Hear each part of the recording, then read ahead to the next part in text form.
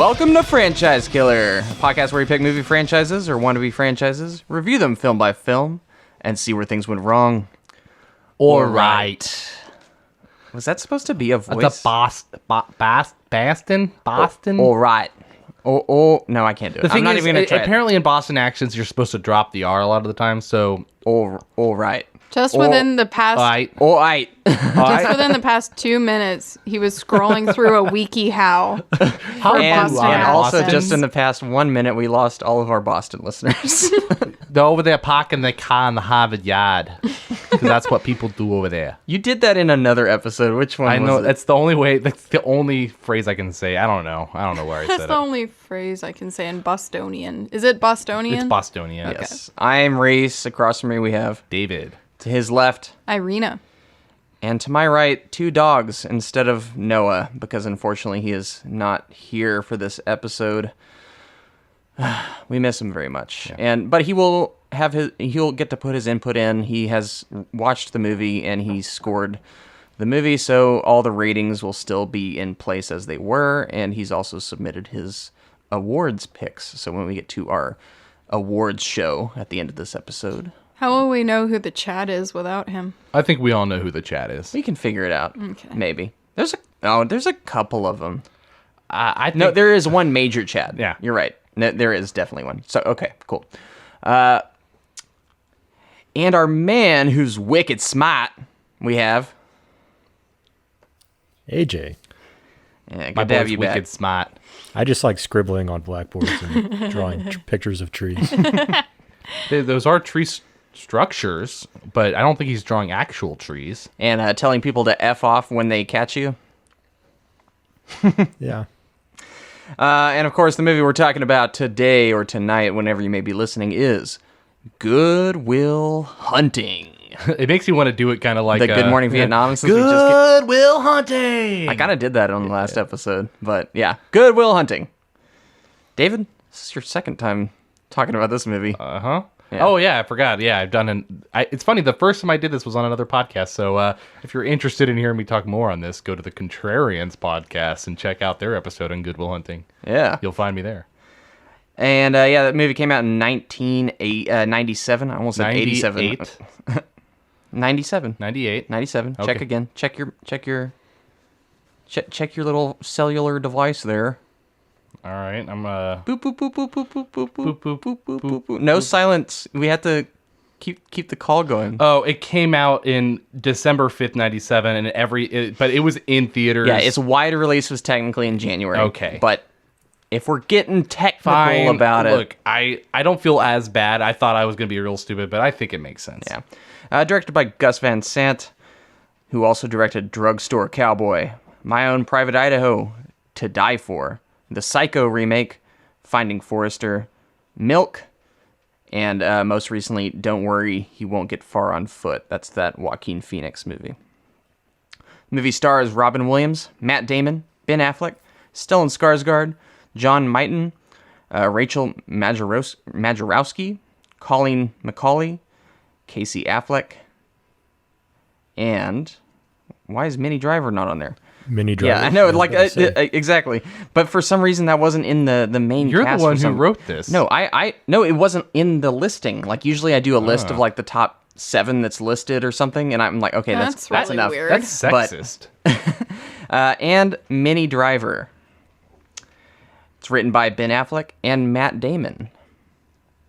Yep. This is a script they worked on for years. Apparently they lived at home, didn't have jobs, and this is a script they had been polishing off for very long and just trying to sell it to various studios or try to garner some interest in it. And finally, Harvey Weinstein, I think it was, picked it up.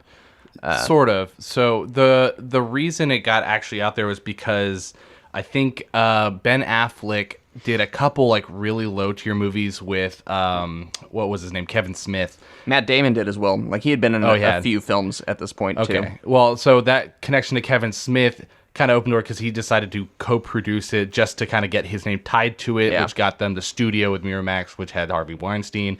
And then actually, they were seeking Kevin Smith to direct it first too, but he couldn't, and so he's like, "It's okay, Gus Van Sant will do it." Did you know that Michael Mann was at one point set to direct this as well? What else did he do? The guy that did Heat. What? Have you not seen Collateral. Yeah, Collateral, Heat. That would have been a very different movie. Apparently, they were supposed to be like car thieves or something. No. It would have been a totally different vibe. But as far as the writing of this script, and I know you kind of said it already, but if you look up videos of Matt Damon and Ben Affleck in like the late 90s, early 2000s when they're talking about this movie, especially like right after it came out, because it kind of blew up. Spoiler alert.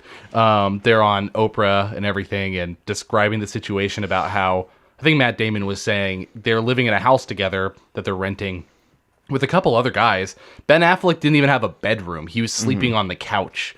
Like, they were barely scraping by. Like, if this didn't hit, these guys would be nobody, more than likely. Yeah. Kind of crazy. No, it's crazy. It worked out the way it did. And he wrote I think Matt Damon wrote this in high school, or at least part of it, and got a C on it. And the funny thing is, you look at these two guys, like Ben Affleck and Matt Damon, you're like, these pretty boys wrote this script? I think it was slightly more Matt Damon, because I think he was the one who was actually like working on it from scratch. Well, that was from his high school days. Yeah, Ben Affleck still definitely very much involved in the script writing process as well. Anyway, for those that are new to this show, on this podcast, we first go over our thoughts on the film before revisiting it for the episode. Then we dive into the story, break it down bit by bit, and talk about the more significant moments. Then, towards the end of the show, we give our brief reviews and numbered scores, along with an analysis on the health of the franchise and whether or not this film hurt it. So, AJ, had you seen Good Will Hunting before your prep for this episode? Yeah, several times. Yeah, it definitely made an impression on me whenever I watched it first, and it's kind of become trying to think of how to word this without tipping my cards already. Yeah. A staple, a tradition. Yeah. Yeah, not necessarily a tradition, but it's a definitely in my, I don't know what you say. Yeah, I've seen it before. You're a loss for words today, AJ. Yeah, I've seen it before. Yeah. How about you, David? Yeah, I've seen this quite a few times. Similar to AJ, it's kind of a staple in my life. And I remember the first time I watched this, normally with movies... Normally, whenever there's a movie that kind of makes an impression on me, there's usually like a very specific scenario where I'm at the movies or the setting was just right. But the weird thing about this one was I feel like I was sick from school. I was sick of school. I was sick and stayed home from school, and I didn't know what to watch. And I was kind of already feeling better. And I found this movie like back in the old days before Netflix and everything. I can't even remember what it's called, like on DVR or something. I don't know. But anyway, I rented it, and it left a profound feeling. I don't know. I remember just contemplating life afterward, thinking that I need to watch this movie again this weekend, and I did. So, yeah, I guess you could say I enjoyed it. Nice. Irina? Yeah, I've seen this a handful of times, and I think each time I've watched it, it's always been like you really just sit down and watch Good Will Hunting. It's never just a casual viewing of the movie. So because it pulls you in, even if you're trying to be casual. Yeah, especially after you've seen it once, you really want to be engaged for all the highly emotional points that it kind of leads you through. So it's a cathartic experience. Yeah. Cathartic is a very good word. I have seen this, or I had seen it twice before this episode. The first time, I remember not being that amazed by it, weirdly. Like, I don't know, maybe I just watched it at the right... you weren't ready. I watched it at the wrong time. Maybe I wasn't, like, in the mood for what this movie was putting out. But the second time I watched it was a much different experience. I will not spoil that, but, I mean, you can probably guess. So yeah, I'd seen it twice before this, so this was my third viewing of the film. So yeah, excited to dig into it. But before we get into that story, David, do you want to give us that call to action? I hope you prepared something really, as you, in your own words, profound for us. Profound. Not the word I would use to describe it this time. I was thinking about doing a last-second effort to do a Boston sort of call to action, and instead of doing it in so the opposite of profound. No, I have nothing prepared for this week, so maybe I should just go straight into what we do. Just do a normal. Yeah, I think that's what I'll do. Call to action. Hey everybody, we are Franchise Killer Podcast, and we review movies, and we love doing it. And if you enjoy hearing us do this, we could use your support. We are on all major platforms that you can listen to podcasts on, but the biggest one and most important one is Apple Podcasts, because that controls the algorithm that allows us to be seen by everybody. So if you have an Apple Podcast app, please go on there, rate us 5 stars, leave a review, because that really helps us tremendously. And none of you are doing it. And I just remembered, I am going to put out an incentive, because absolutely no one's doing this. Maybe we just suck. But the next 5 people who go on there and leave us a review and follow us on Instagram, maybe message us on there, I will mail a t-shirt to, a Franchise Killer t-shirt. Yep. And, wow, that's bold. 5, yeah. And if anyone does it, I doubt anyone will, but guess what? Free t-shirt coming your way. So there's that. We're also on Instagram. Bribery. 1 star for morals. Look, man, I am not here for morals. I'm here for downloads. You also have to say it has to be a 5-star review. They can't just like put a 1-star review in and we're going to send you a shirt. Yeah. Okay. 5-star review on Apple. Very big for us. Please help us. I didn't think I'd change it a week later after you get your shirt. I didn't think I would result to bribery, but here we are. This shirt sucks. It's like made of, linoleum burlap or something. Oh yeah, our shirts are made of cardboard. Little did they know.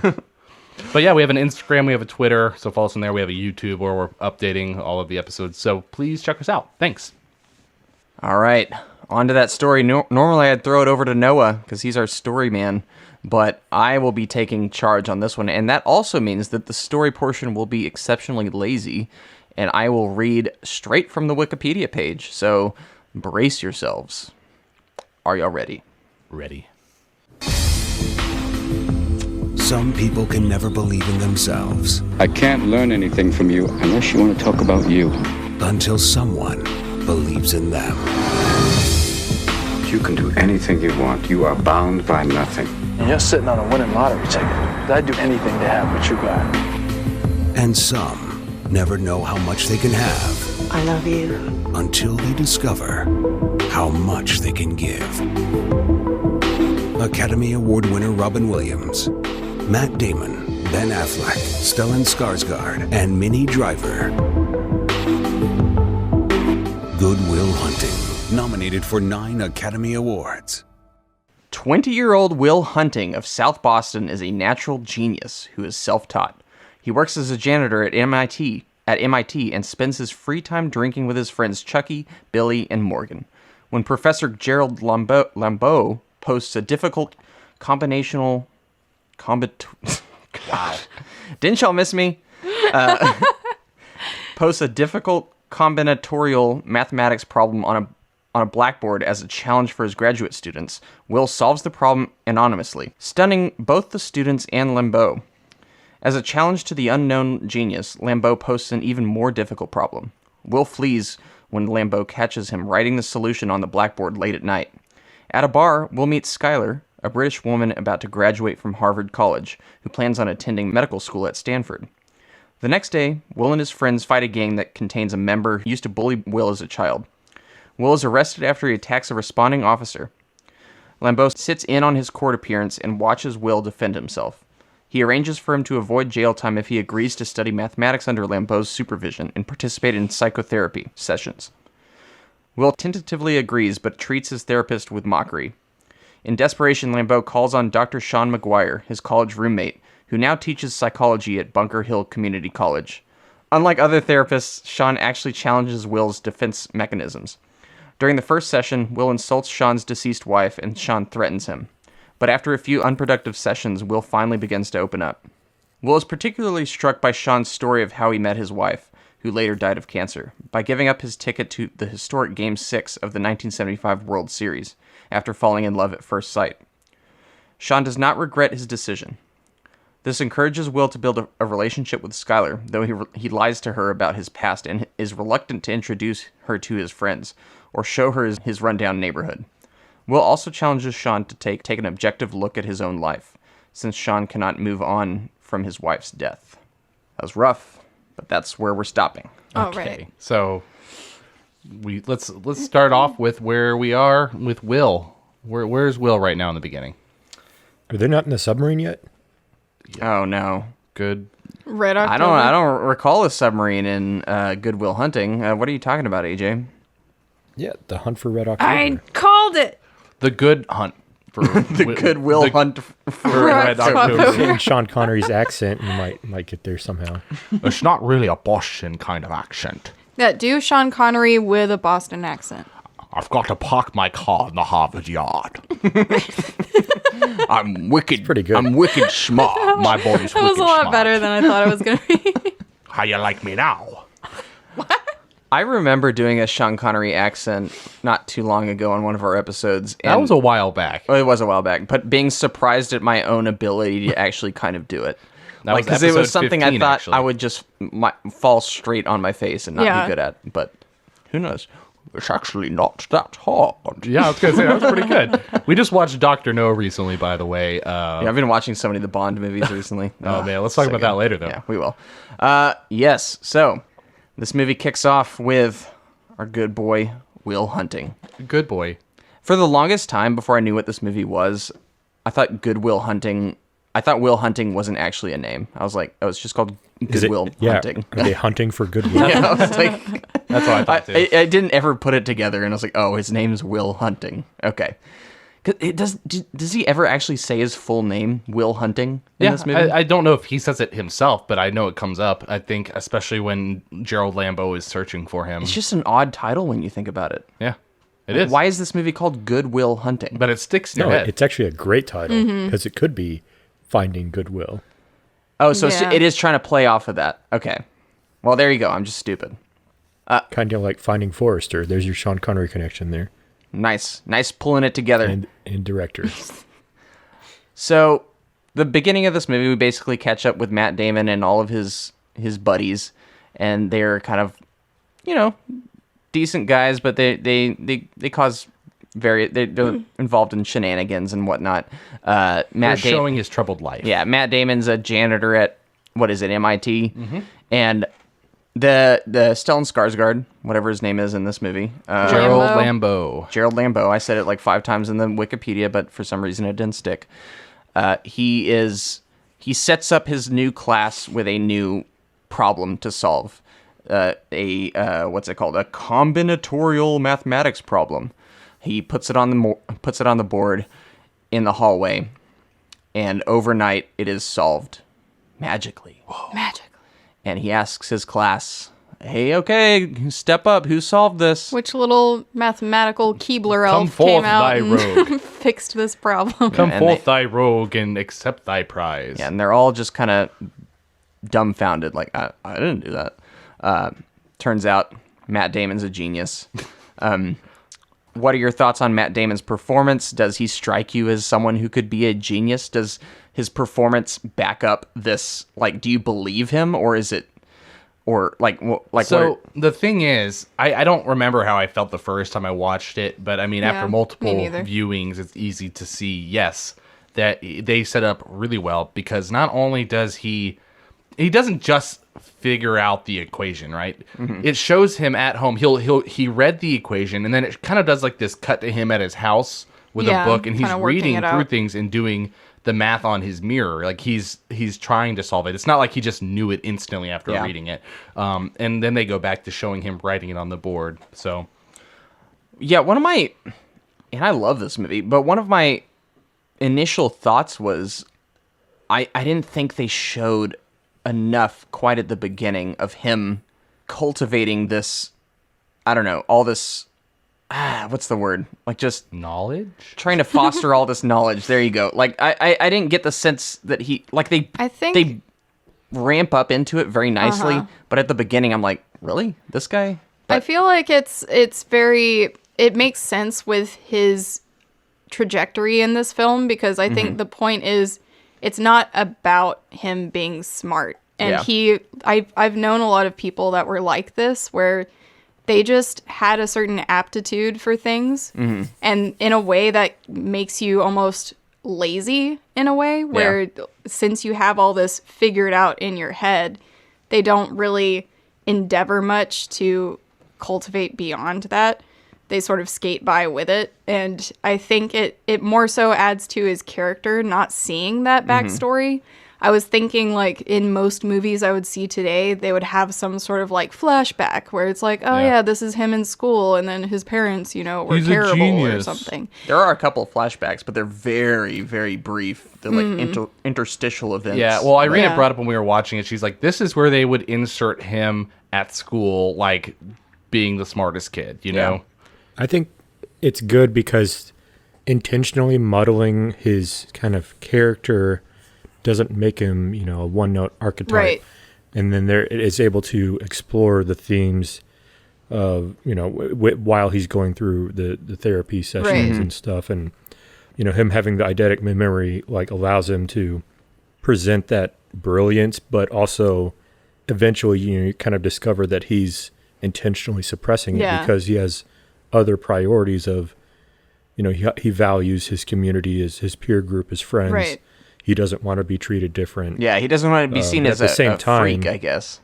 Yeah, and you know, he wants to, like, his priority is staying home and working hard because that's what everyone around him Right. does. And then later in the bar scene where he basically just, you know, shows up that guy, The Chad. you know, because, Yep. yeah, so I think it's well done. They don't need to be in your face of, yeah, this guy's got, you know, an IQ of 170, like, wow, because that's kind of boring. Like, they want you to immediately gravitate towards this character and identify with them.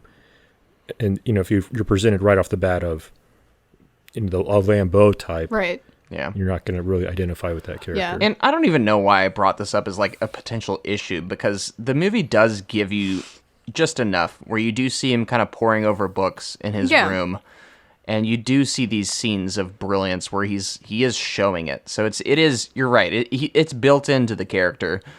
So I honestly don't even see that as an issue. I don't. Yeah, it's built into his character, his behavior, his mannerisms. I mean, even his dress. Like, I mean, he's got like holes in his shirt and stuff, and like literally out of place, but kind of not, well, intentionally and unintentionally. Like, he's kind of a enigma. Yeah. And I think it's supposed to be that way. And go ahead. I think you're about to Yeah, say I what was I don't know if it's what you were going to say, but now just thinking on it more, and after watching a lot of psychology videos on this movie, I honestly think the reason that it is shaping up this way, where they're not leaning into his genius more, is because it's not really about it. It's about his emotional journey and the trauma that he's gone through in solving that. It's like his genius is supposed to be just what is the catalyst that gets the ball rolling, so you can be a part of his journey of understanding himself. Yeah. So it doesn't really matter. If you were to present this character as like, oh, he's incredibly smart and has this unique ability to just memorize stuff, I think most people's initial reaction is to kind of reject a character where they're all like, I'm not like that. I can't relate to this character. I don't resonate with them. So then they just kind of feel empty and distanced. So I think that it does a very good job of utilizing that aspect, like you said, as a catalyst rather than his central character trait. Yeah, either that or he becomes almost like a superhero with a superpower. Right, exactly. You hold at arm's length and marvel at. Yeah. Phrasing. But yeah, otherwise, you know, here he's human. Right. So a comparison that no one else on the planet Earth would ever make, that I'm about to make, is I equate this Matt Damon performance to a Keanu Reeves performance. Or at least I think Matt Damon is a better actor than Keanu Reeves. I was going to say, that's an insult to Matt Damon here. But I feel like I know a Matt Damon performance when I see it. They're very, like, when you look at his filmography, he has two lanes. He has that goofy side that he plays into sometimes, and then he has the very serious one, with like the Bournes or the Oceans movie. The Oceans kind of dabble in both. Yeah. It's the serious and the goofy. But I almost look at this Good Will Hunting performance and compare it to Keanu Reeves in Bill and Ted's. What? Just in a grand...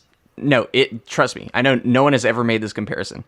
But it's almost like a different actor. Right. When I look at Keanu Reeves in Bill and Ted's, I'm like, why did Keanu Reeves never pull that out again? Like it's like It's less about the movie. No, it's not about- It's about the transition from Yes. his serious and goofy roles. I see. exactly. Well, it's like Keanu Reeves. He's such a kind of wooden actor, and I love Keanu Reeves. Like, believe me, and he knows exactly what he's good at, and he plays into that. Like in the John Wicks, he's perfect. Like that suits him perfectly. Right. But Matt Damon, it's like a different side of him. He's completely like, I don't know, feels so comfortable in this role to do whatever he can to get it. Where in other roles of his that I've seen, it seems more safe. Like Right. it seems more like, and I'm not, this is not to discredit him, but in Good Will Hunting, he just seems like he's, I don't know, it's like he's so good in this. Like I Right. think he's amazing in this He's role. his like mannerisms and expressions and the way he kind of changes the tone of his voice, where you can tell when he's kind of doing a spiel, you know, like Yeah. when he's messing around with someone Yeah. versus when he's actually talking from the heart is a very unique quality that he has in his acting in this movie. And yeah, like you said, I can see that. And since this movie, I can't think of any particular roles where he's really shined in that Like- regard for me. Yeah, he's normally like I could this same exact, or was this the same year as Talented Mr. Ripley? Because he was really in his element in that as well. I think this came first. so. I think like during this era, he was completely like just, I don't know, finding himself, I guess, and was just willing to swing for the fences. Right. But yeah, it's just Well, there's something to be said that, he and Ben Affleck, wrote these characters Right. and massaged them for years. Yeah. And were intimately familiar with Exactly. them. So that really shows, that's true. as opposed to, going into a role and trying out for a casting call or whatever and, making the part and then studying Right. the lines. Well, and that's where you got to really give credit to Van Zant for trusting in Damon and Affleck in this, because how many people would trust two basically nobodies that wrote this script who are, they were not big actors at all, and they're just like, you know what, let's give them a chance in the movie they wrote. And I think it was such a good idea because not only do they know it intimately, but they know each other intimately. Yeah. Like they are best friends in real life. Bow chicka wow wow. And that's a different version of this movie out there. But the fact that Affleck and Damon are friends in real life translates to the screen, because the whole time I was like, these guys are really best friends. Yeah. Not once did I doubt that. And they're so good. Like Ben Affleck too. Like I think Matt Damon is the star along with Robin Williams in this, but Ben Affleck's such a great supporting actor so in this, I good. think. I don't think his Boston accent is, I know he is from Boston, but his Boston accent isn't quite as good as Matt Damon's. I never thought that would even be a thing that was brought up. I brought it up.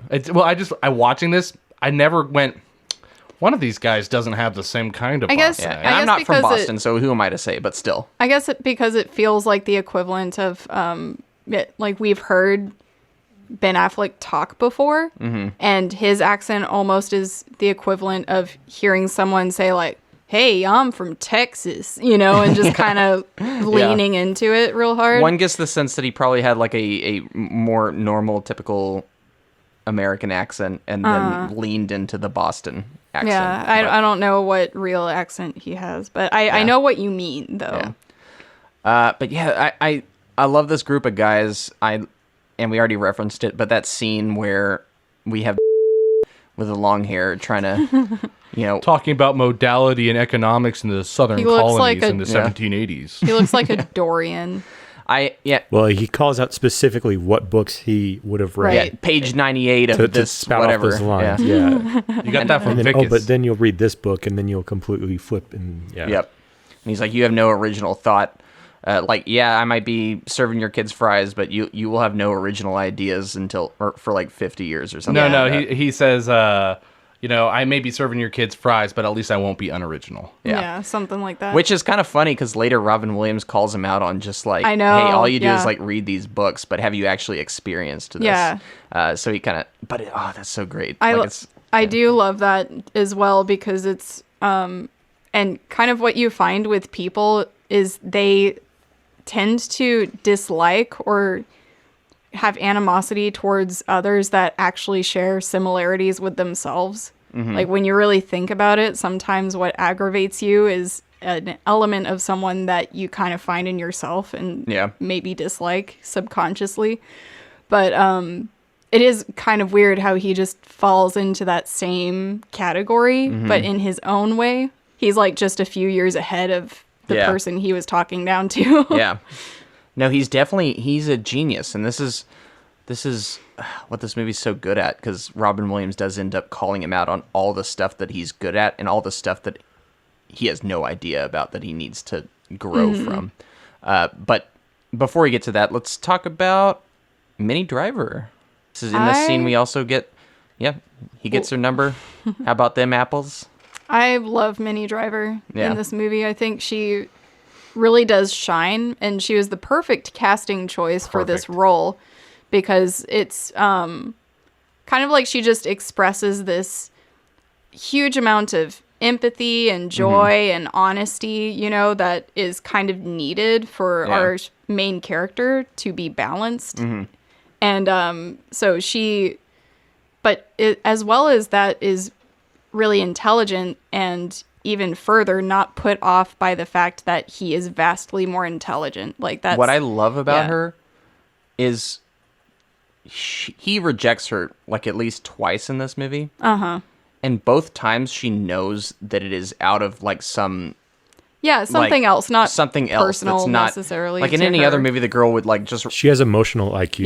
Yeah, she does. Yeah, in any other movie, the girl would run away like crying. Yeah. But in this one, she's like, oh, he's just having an outburst or he's like dealing with something right now, and that's why. And I love how she keeps pressing forward. You know, with the just she's very intelligent. Especially, I love one of those moments where like they kind of her comments let you in on like how much she is really aware of, and the fact that he keeps visiting her rather than her coming to visit him. She says like, is it me you don't want them to see, or is it them you don't want me to see? Like, kind of a thing where it's like she knows it's something more than just there isn't a connection. It's like you're trying to hide something. Yeah, and AJ said it correctly. Like her emotional IQ is higher than his. Yeah, whereas his like actually intelligence might be unmatched. Yeah. Well, there's IQ versus EQ. A lot the emotional quotient versus intelligent quotient, and she's high on one and he's high on the other. So they kind of match each other in that weird way. But she's still very intelligent. She's going to like Harvard. One of the top schools. And the thing is, I love that because the movie actually spells it out for us when he has that interaction with Robin Williams where he's like, no one's perfect, but y'all might be perfect for each other. Like, and it's like, like he has his strengths, she has her strengths. You have to find that person who's perfect for you, but no one is perfect. Oh man. So, I feel like we've definitely gotten off like the plot. But... No, we're good. Now we're going into the gang fight. Matt Damon gets involved with starts punching a dude in the face. We start to learn that he's got quite the rap sheet when the judge is kind of listing off all the things to him when he after he's arrested. Sets his bail at some ridiculously high price. $50,000. Yep. But Stellan Skarsgård's character, Lambeau, who has seen his brilliance, comes in and strikes a deal and says, like, hey, I can get you out of here, but you got to have a psychologist and you've got to, what was it? Work with me. Yeah, work with me. Yeah. And so he does agree. He's reluctant about the psychologist side of it, but he agrees. And we then get our first meeting with Robin Williams after 5 other failed attempts with different psychologists. I thought that was kind of funny, especially the entertaining. Yeah, the hypnotherapist who's he's just like, oh, he started to touch me. Flight. I have to be honest. This part is very satisfying because like for a while I always thought of kind of therapy in that way where it's like, oh no, it's just like kind of this weird self-gratification thing where you just want someone to tell you or validate you about, oh yeah, I'm this way because of this. Like it's just a lot of lip work and no traction, or you don't get anywhere. Yeah. And I think sometimes that is the case, but it's it's very true that you have to find the right person to do therapy with. But so it's very entertaining to see that, because I could relate to that feeling of, I don't want to just talk to some stranger and they just look at you with such intensity and, like, yeah, tell me about your childhood. Or have you lay down on a Chase lounge and stare up at the ceiling. Well, it goes into the different practices in schools. I mean, you have the classical, stereotypical, like Freudian, guy that are just kind of like studying you instead of helping you. And you like have the hypnotherapy and the, kind of gimmicky stuff. And then you have, I guess maybe the more cognitive-based therapy, which maybe more espouses what Williams's character kind of represents, where it's just kind of real and like reaching to the emotion as a person. Grabbing you by the throat.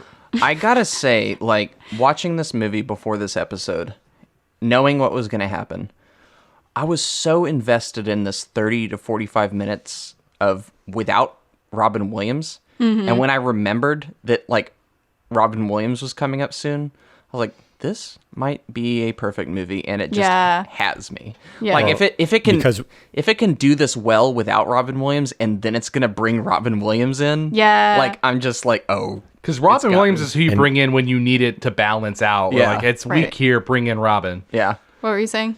What it does well, and why it is so successful already to this point, is it nails chemistry between every character here. Oh, yeah. You have this map of the relationships between each character. And in each pairing, you have Lambeau as this type of character, but when he interacts with Will, like, they have this rapport eventually. Yep. That dynamic. I even love that moment between him and Lambeau when they're, like, solving these problems, and Lambeau is just kind of, like, overjoyed by it, and he's, like, patting him on the back. They cross out, they alternate, it's solving the equations. And but then we see that TA in the background who's like, that should have been me. Well, yeah. But Minnie Driver and Damon have, like, excellent chemistry. They do. Oh, yeah. In my opinion. Like, it's one of the best examples of on-screen relationship, in my opinion. Yes. Well, maybe because there's and also then you an have the off-screen. camaraderie between between the chums, between Ben Affleck and Matt Damon, which is naturally there already. Right. And then you introduce Robin Williams in a serious dramatic role, and then he and Lambeau have their own historical dynamic too. But all the interactions, the interpersonal relationships are very real and very successful, and that's what the core of this movie is. That's the fabric that makes this movie so great. Yes. Well, and speaking of which, we never talked about Stellan Skarsgård character yet. He is the Professor David, Gerald never to leave a Lambeau. Skarsgård unturned. Look, this is our fourth movie talking about Stellan Skarsgård. I know, he's in so and many of them. technically our sixth movie with a Skarsgård. Yep. So I'm a big fan of Skarsgård. Actually, 7th, Legend of Tarzan. Oh, you're right. You're right. We've got a lot of Skarsgårds. I can't believe you knew the one I left out. That was the one I left out. Got a lot of Skarsgård attention on the show. I think he's great. It's the definition of a supporting player that's there to just assist. But he's good. But yeah, he's definitely. I wonder, like, why, like, what I want to know more about the relationship between him and Sean. Right. Where it's like, why did he have to go to 5 other people before he finally went to Sean? Is there some, like, animosity there? Well, no, like, they talked. Well, they didn't directly say it, but I think we can assume it has more to do with their sort of personal rivalry and him getting the Fields Medal. Well, I think there's rivalry, but it's a little more than that. There's just kind of conflict of interest. So I mean, everyone kind of knows someone that's like this in their life, where at some point down the road, your interests just sort of diverted, and then you don't really have as much to share or, talk about anymore, but you're still friends. So I think it was sort of like a reluctant thing where he was trying to avoid that. There's some mirroring here too, because I feel like that relation or that interaction with Will Hunting and the at the bar is almost supposed to be like a microcosm of, I don't know, of Sean and Lambeau's the paths that they took. Right. One of them was successful, but maybe didn't find, their own I don't know, voice or their Yeah. own. Yeah. And the other one was not as successful, still successful, but definitely really figured life out and understood life and like what is important in life. Right. And maybe that was supposed to be like, I don't know, some sort of mirroring. I think you can see mirroring all over the place, and I think that comes down to having very, very genuine, lifelike characters. And I actually really like this character of Lambeau because I think the first time I watched this, I was probably in high school, I think. And it's so easy to just kind of paint him as like, oh yeah, this is the bad guy who wants him to like just do things that are not good for him. But when upon like closely reflecting, or even not even having to closely reflect that much, he does have good points. And it's just the only thing missing is he's not concerned about what Will wants in life, you know, or not concerned about where he would want to be in life. I almost thought that Lambeau was like, this is finally him being like, hey, this is for the greater good. I have to reach out to Sean. Right. Like, I don't want to talk to Sean, but in this case, like, this kid is a genius. I need someone to Well, he also center knew him. that they came from the same location. Like they're both South Boston or something like that. Yeah. So South. like Well, he thought they could Relate. resonate with each other.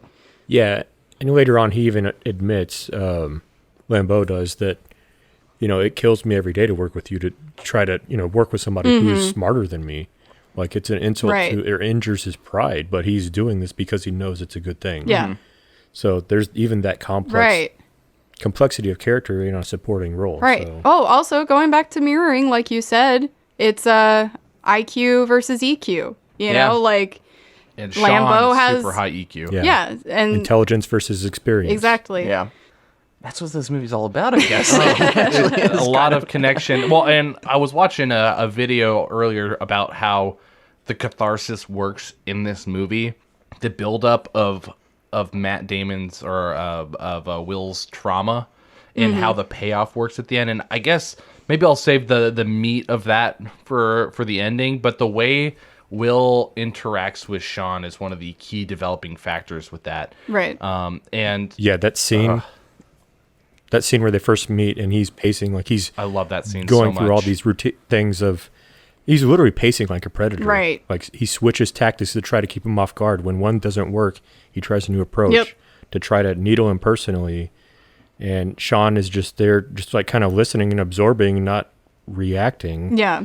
And he, you know, focuses on the painting, and like it's a defense mechanism for Will to try to lash out, you know, Yeah. with his superior intelligence. But Can it's amazing seeing these kind of equals, or someone who has this also a high emotional intelligence and Right. wisdom and experience, So- who could have been, you know, more of the academic, like Lambeau was, but, you know, took a divergent course and had life experience, you know, So this on a different path. This movie So, yeah, it's just, and we're talking about Robin Williams at this point. I am just like almost moved to tears like watching his performance in this movie, because he is just so good. it hurts that we don't Yeah. have this Like anymore. it made me just so don't have sad watching it, like happy and sad. Like, he is truly an anomaly. Like, I'm so glad we're talking about this movie at the end of this miniseries, because it is, I think it's the crowning jewel of this miniseries and the crowning jewel of his work. But what he's able to do with his eyes in every Yeah. scene, like, not just his voice is like perfect. Like, the way he speaks is perfect, but like his micro expressions. his eyes are just like, there is so much just emotion behind them.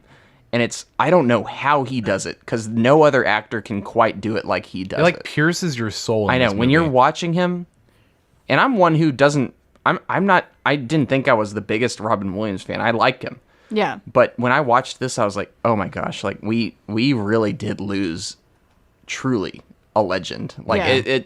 because I don't know. When I was watching this movie and just watching him talk Right. to Will Hunting and just what he was doing through his performance was just, I thought it Yeah. was just so moving. You're like, this is the same Robin Williams?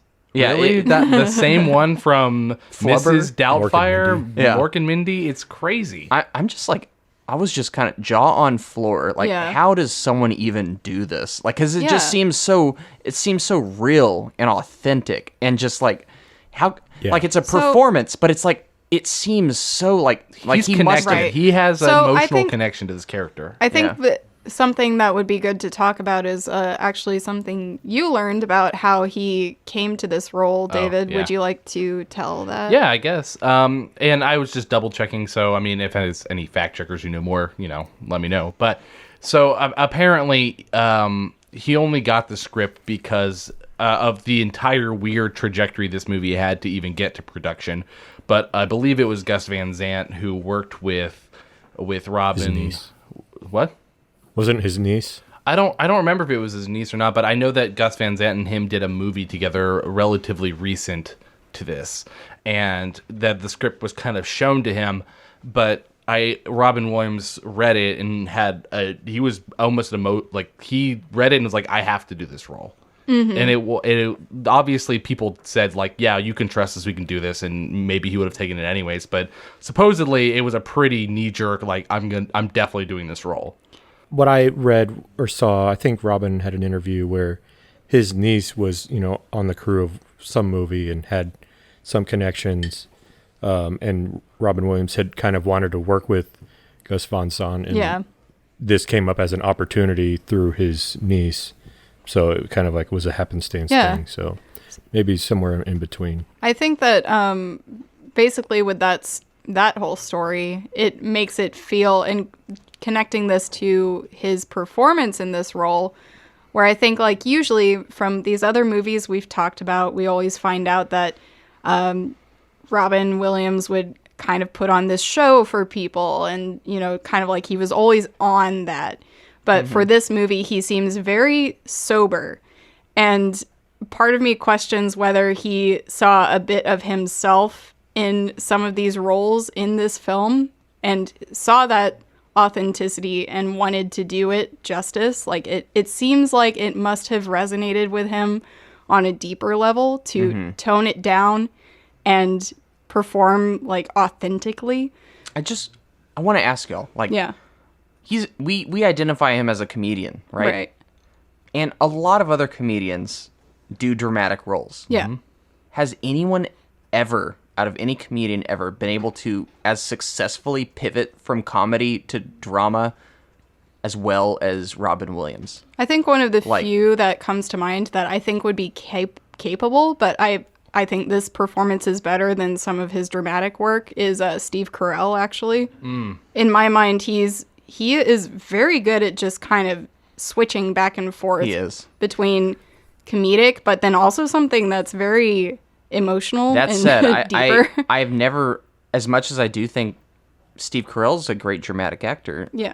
I've never been moved to tears. Nobody have has with- done it the way Robin did in this. That's Yeah, the like difference. even Jim Carrey's tried. that was the one I was Like, gonna Yeah, say. Will Ferrell has even tried. Well, yeah, I didn't see Uncut Gems, but I've heard that Adam Sandler was surprising. Oh, he's Yeah, very yeah. he's In that very role. good, but that's a much different vibe. But yeah, you're right. Uncut Gems is great. I was thinking more of Jim Carrey in Eternal Sunshine, where it's like, whoa, this is the same actor. Ben Stiller is pretty good too. I want to say, like, I Yeah. think he's actually good at Oh, dramatic yeah, roles that's, Walter as Mitty. well. he is pretty good about that. Yeah. But yeah, I don't know. Robin Williams, he's just dialed in. He's on another level. So we've talked about all the characters so far, I think, right? Yeah, For the most part, yeah, I Yeah. think so. all the key players anyway. So let's talk about these therapy or I The guess therapy sessions. sessions between Dr. Sean McGuire, Robin Williams' character, and Will Hunting. Mm-hmm. How do y'all feel about this relationship between these two? Like it's one of those, for me, it's one of those things where I'm like, I know someone's about to get really angry at every time or could go off at any second. So it's like Right. this very Ticking sensitive time bomb feeling. like Situation, interaction, yeah. and when they click, like it's so great. I think one of the things I liked though is that they got the kind of intense dramatic moment out of the way as far as that goes, the anger driven one. And it was basically their first encounter when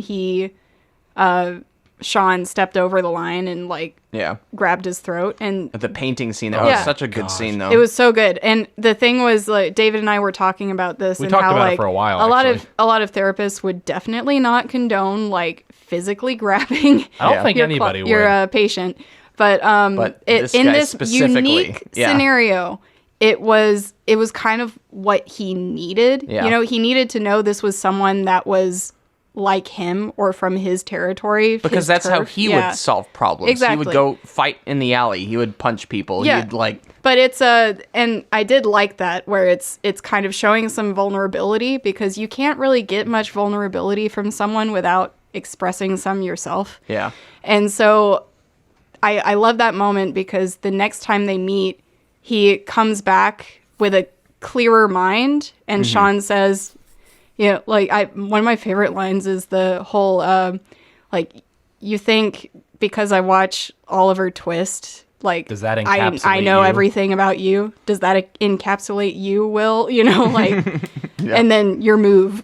He calls him on his BS the whole So the whole after time. that, Yeah. you know that he's going to be pretty steady emotionally for the rest of the film, where it's like, I'm in this for the kid, and he can't get under my skin anymore.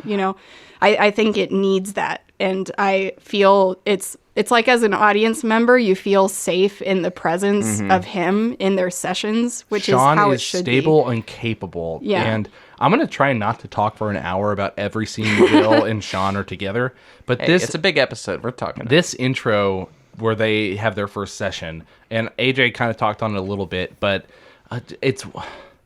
I like every scene they have together. I love almost more than the next, just based on what it's trying to do and how well it does it. So that first interaction, that first session, is a chess match between these two guys, and they kind of say that when Gerald's like, "What is it? Some sort of match between two guys from the same hood?" And he's like, "Yeah, it is." And in this scene, it's it is Sean trying to connect to Will, or try this session by trying to talk to him. And that every question that he is saying, he doesn't actually care about what the answer is. It's about how he responds. Yeah. And Will's first response to him when he enters the room is to divert and take control of the situation. Starts picking and probing Sean by asking him questions about the room. Sean maintains composure. And that's why I love your analogy with the chess game.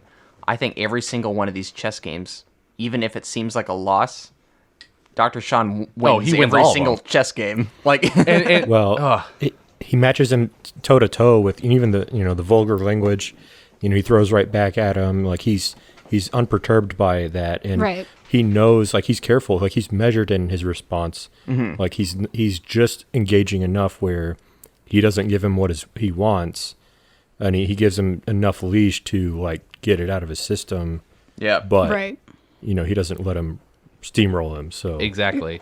And in that first scene, I've watched this movie. I don't even know how many times, but when in that first scene, for the first time, I started picking up how many times they're showing burn marks on Will. I don't know I'm sure a lot of you guys have picked up on that, but I mean, on his neck, on his hands, he's got cigar and cigarette burns all over him. It's kind of interesting, because you think of when this movie came out, that kind of definition you probably wouldn't have been able to see on your regular screen, but now with these higher quality images, you can actually see that kind of detail. So they were almost like little hidden gems as far as makeup work goes. And in that scene, the reason it came to mind was that when Will is picking apart Sean's whole life, looking at this painting that he has, it has a close up of Will with Sean in the background, the smoke, the haze kind of coming through. Which, I mean, the cinematography on this is phenomenal. Shout outs to Jean-Yves Escoffier, who did the cinematography. But in the background, you can see Sean when he finally breaks. He slowly takes off his glasses, sets them down on the table. It wasn't like a blind rage. We're getting ready to he fight. knew what he was. It was so calculated. He's like, I'm going to grab this guy by the throat. Yeah, and he's gonna learn. And I know it's so wrong to think that's how you should handle a situation, but yeah, it's I think life is more complicated than rules like to dictate. So like, and I think this movie kind of toes the line there because he doesn't overstep that boundary ever again. I think the other thing that I love about this interaction is kind of displaying, it does such a good job of having you understand Will's character without him outright having to tell you what happened to him. Yeah. And another aspect of this kind of diverting attention and just being an overall jerk to everyone he meets just ties back into that fear of abandonment that he basically says that he has. And what people tend to do when they have that kind of fear is they push people away before they can even get close because they know that at some point they're going to just drop them. So it's less painful to do it then and there when it's not personal than it would be later. Yeah. So it's just kind of, this just really builds up his character when usually you would want to push away a character like this that's just being rude, but they manage to show you just enough that you can sympathize and feel for him. Well, both Sean and Will... Yeah, Sean... Oh, go ahead. Sean recognizes the juvenile behaviors at the core that are disguised in the intelligence and the bravado. Right. And treats him as, those are the childish things. Right. So Exactly. Well, that ties back into how they do both call each other out in that one moment where it's like, Will, he doesn't ever, he closes himself off from Right. any sort of interaction, and they have that. I forget the exact line, but they turn it on each other. Where it's like the scene where they're describing how his wife has said and he never wanted to date again. Well, that's a swell philosophy. Yeah, it's Yeah. like that's a swell philosophy. That way you'll go the rest of your life not having to know anybody. yeah, and they flip it on each other, and I loved that. And and then they look at each other. Session's over. Yeah, so good. That was more like a draw in that moment where Sean's like, "All right, we're done here." All right, you want me to continue with the story here? So before this, that's complicated because I think there are a couple scenes that sort of weave between that and this one because I believe that is the baseball scene right after the baseball scene. How about we move on with the story and then you can touch back on those as they apply. Gosh, there's so many things I want to talk about. I know, but we're already like Yeah. pretty. No, it's going to be a long Yeah, time. let's finish the story. All right. Lambeau sets up a number of job interviews for Will, but Will scorns them by sending Chucky as his chief negotiator and by turning down a position at the NSA with a scathing critique of the agency's moral position. You suspect. Skylar asks Will to move to California with her, but he refuses and tells her he is an orphan and that his foster father physically abused him. Will breaks up with Skylar and later storms out on Lambeau, dismissing the mathematical research he has been doing.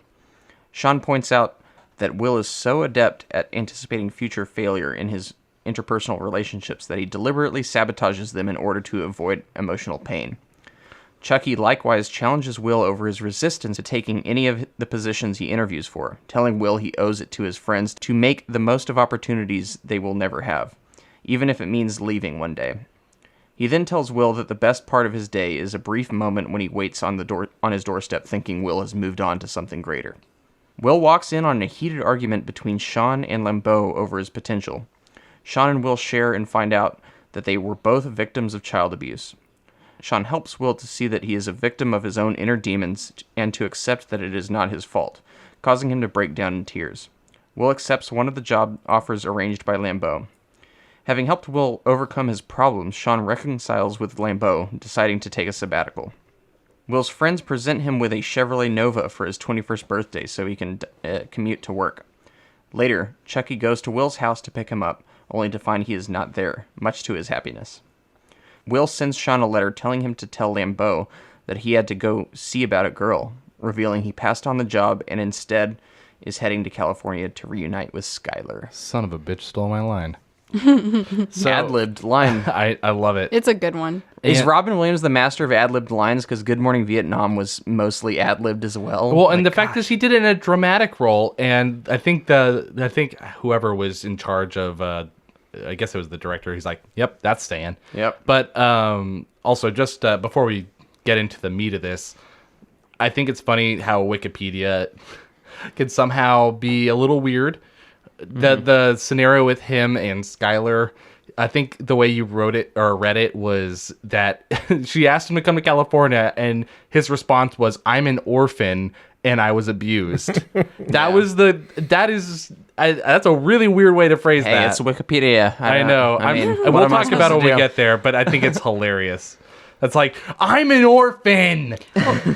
It is I kind can't of go. going back to that abandonment thing. It's really interesting because it's like, it's really difficult trying to communicate to someone that has abandonment issues, because like the more you try to stand by them and reassure them, like she's telling him, I love you over and over, you know, she's standing there firm, and he's kind of freaking out about that kind of tenacity. So he's like, all right, fine, I'm gonna pull the ace and just tell you, like, I'm out. I was orphaned. Yeah. You He's know, trying like to really I shut live it down. a trashy Let's life. not get I'm into horrible. that scene too much, because I have a lot I want to say, but that's Yeah. like well later into the. Yeah. I mean, we can just talk about it. Fine. Go for it. It came up naturally. It did, because I forced it by accident. Sorry. No, go for it. Yeah, I it just was all want to your go back. fault I want to go begin with. The back. thing is, we never tell these in sequence anyway. I We know. like go through the story and then we like pick apart what we Well, want the to whole talk thing with about. this movie is showing Will's relationship with Skylar and Will's relationship with his mentors, which is Sean Yeah. and sort But of we Lambeau. can go back if you want, and then we will discuss that. I want to go back to, so there are 3 main scenes, and there are more than 3, but the 3 big scenes that influence the movie with Sean and Will are the first one we already talked about, the second where Will and Sean are on the bench. Yep. And then the third being the obvious, it's not your fault. So Yep. before we even get to the second part, I believe the bench scene happened already. Yeah. So after, It's pretty like halfway through the movie, I think. yeah, I know, but before Sean explained his wife, Yeah. and Sean, I think that's one of the most turning point scenes for not only Will understanding Sean, but you understanding that, holy shit, Robin Williams is an amazing dramatic actor. Yeah. Like that scene, I don't say this lightly, is one of my top 3 favorite scenes of all time.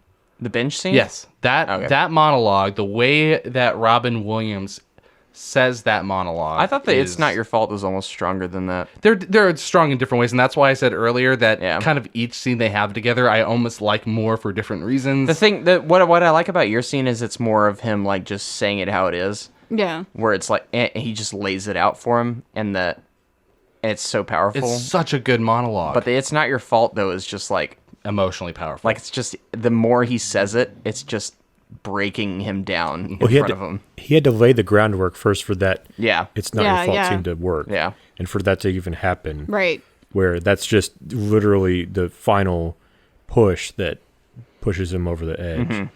But yeah, the bench scene with, I mean, his eye movement and looking down. I mean, that's literally, I'm with David here. Is like that's looking into the introspectiveness of his own experience, Right. and exposing himself, his vulnerability to help somebody else. Yeah, it was powerful. Ugh. And I think it boils down for the audience. I don't care like what intelligence level you're at. He kind of he puts it out plainly for everybody to understand. And I remember watching this the first time, and that's the scene where I realized that this is one of my favorite movies. Like I just knew instantly because of the way Robin Williams conveyed Another the thing whole that he thing. does too is like he's always talking about his wife, but the way he talks about her, even though you don't know a lot of details about her, you feel like you know her. Yes, Like Yeah. that person 100%. is a real person, even though there's no one. He's always smiling when he talks. yeah, about it. exactly. even though there's no one to actually like an image to associate her with or anything. Like it's like Or a hologram. Yeah. you just believe it. Like it's like he totally sells that. It almost makes you think Robin Williams had a wife for 18 years that died of cancer, and you're just like, Yeah. Yeah. did you go through that? Because I feel like Yeah, you did. it was so real. But that whole scene basically ends with him saying, "Your move, Chief," calling Will out on all his bullshit on how what Back he to did the is chess childish. Yep, Well, I and then leaves Will there just. And Go ahead.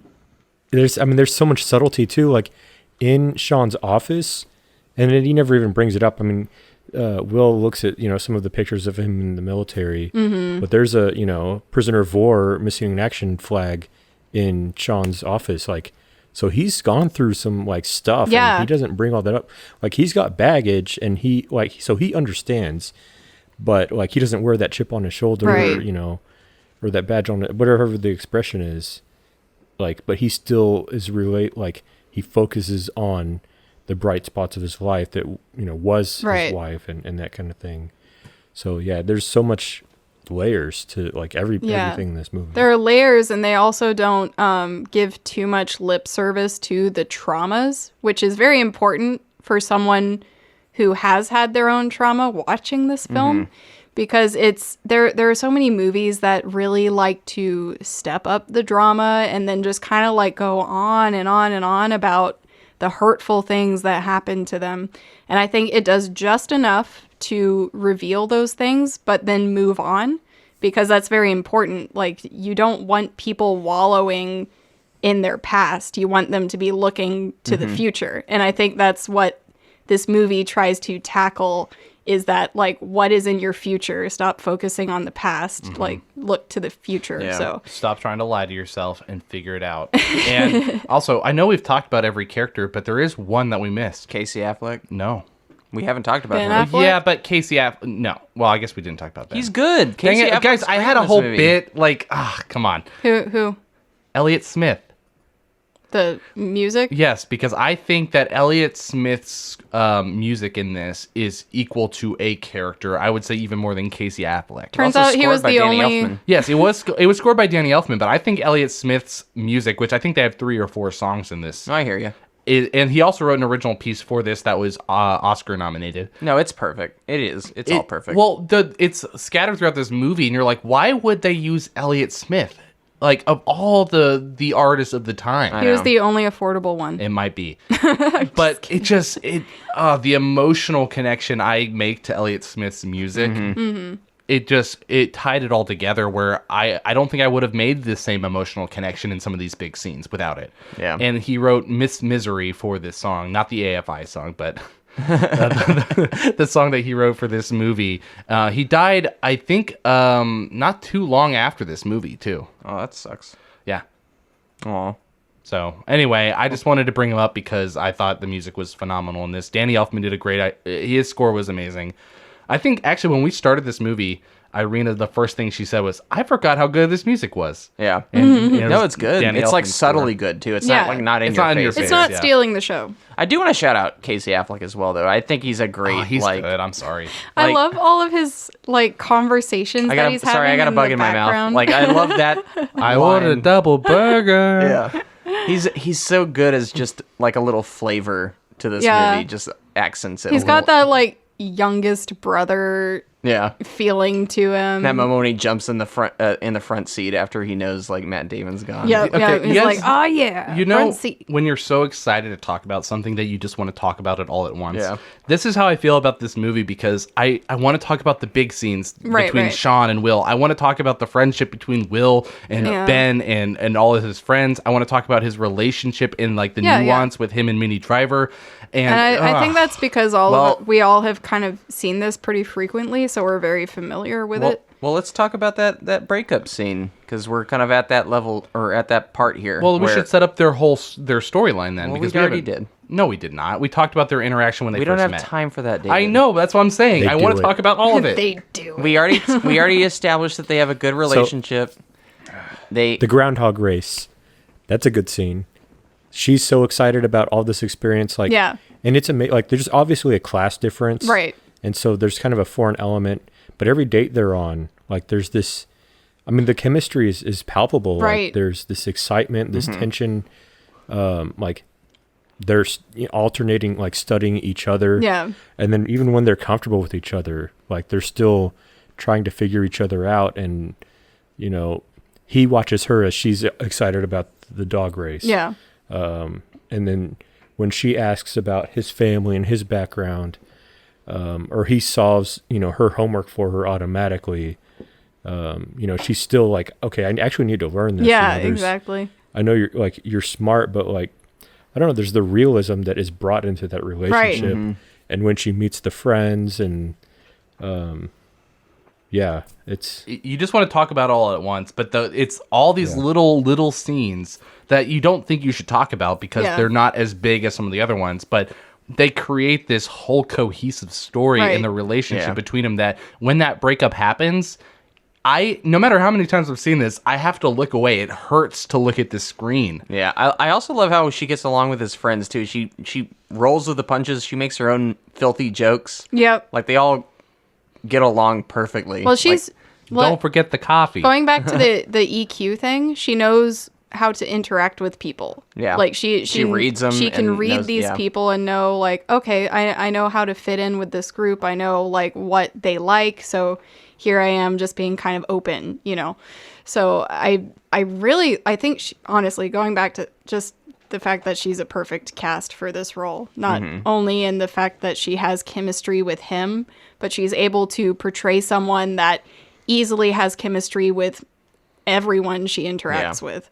And that's what makes that breakup so hard too, because you just want to like shake Will Hunting or Matt Damon, just be like, you idiot, like just stop doing what you're doing right now. But you understand like why the plot has moved in this direction. Right. Well, and we were talking about before I started the conversation and I ended it, so we didn't get too deep into it.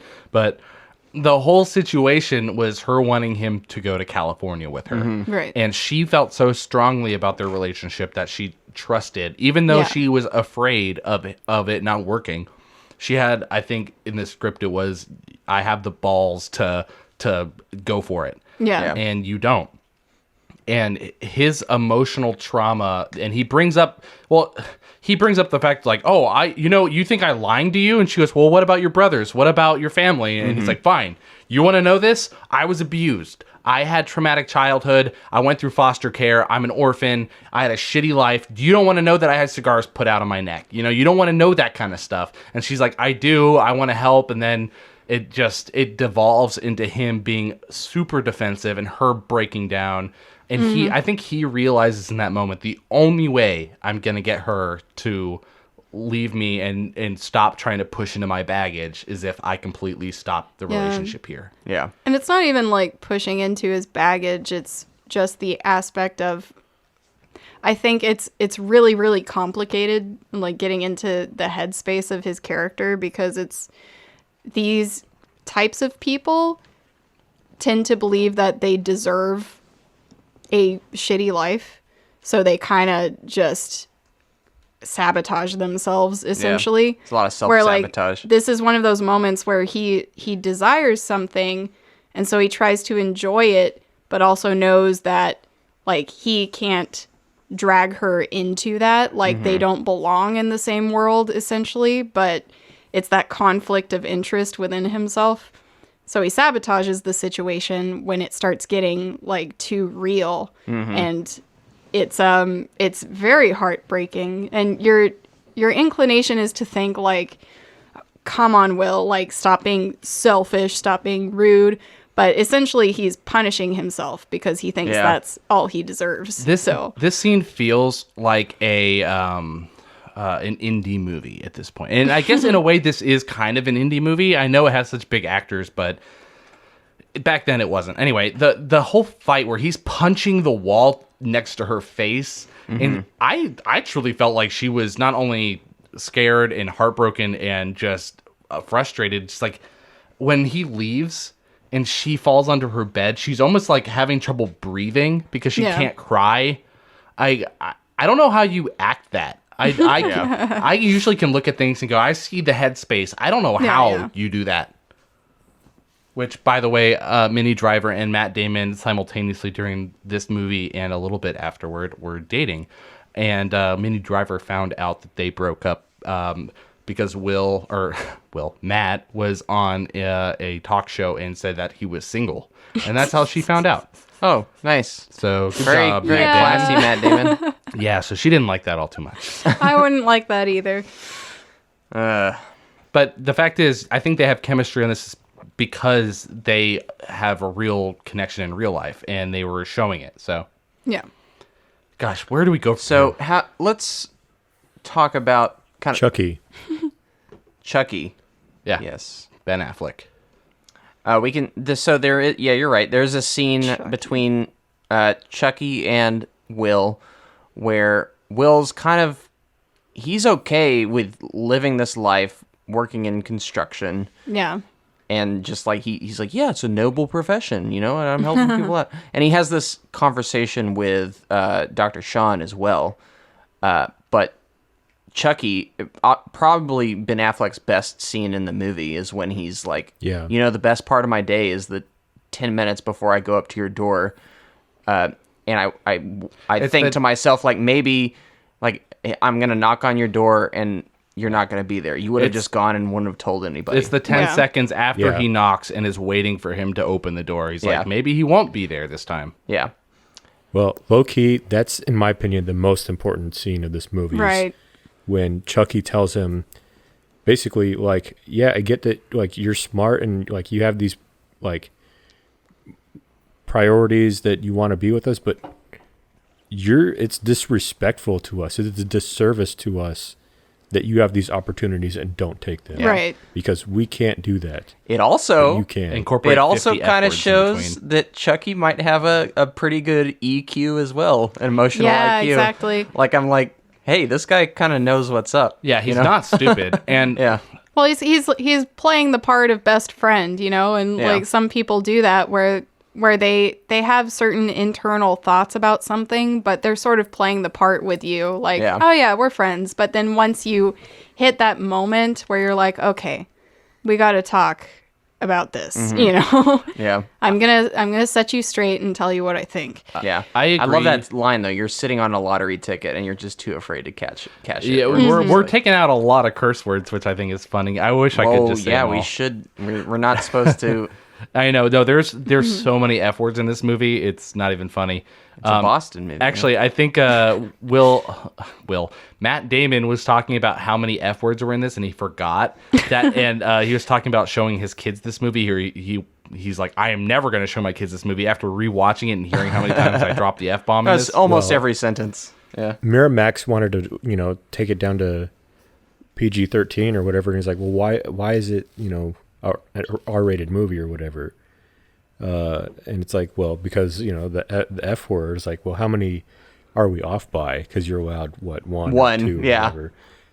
And it's like, you're off by 143. Yes. There's so many F bombs. I think it's because they just kind of use it as like a word filler, It is. like Yeah, exactly. Yeah. Like when in their creative process, him and Ben Affleck were like just saying that, and they wrote it down. They transcribed it exactly how it was, and that's how it ended up in Yeah. the movie. Yeah. So And it real. actually it adds to it, I think. In a weird, It it adds to sounds the really authenticity. strange to say that curse words add to something, but it really does here because it is that like word fillers are a thing. The thing is, there are times when a movie uses the F word and it just seems like they're just trying to be edgy. And it's like, God, y'all don't need to say that. It's like something that masks bad acting sometimes, where they're just like, oh, just curse a lot. But this one feels genuine. It's like where in the background. It's just like exactly. it's casual. Exactly. But you do notice too that when he talks to someone like Skylar versus when he's talking with his buddies, like the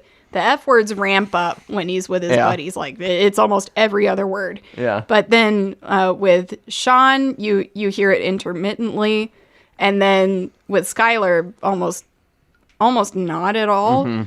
But that is also very true. It's like depending on the people you are with, you kind of adapt your language. Yeah.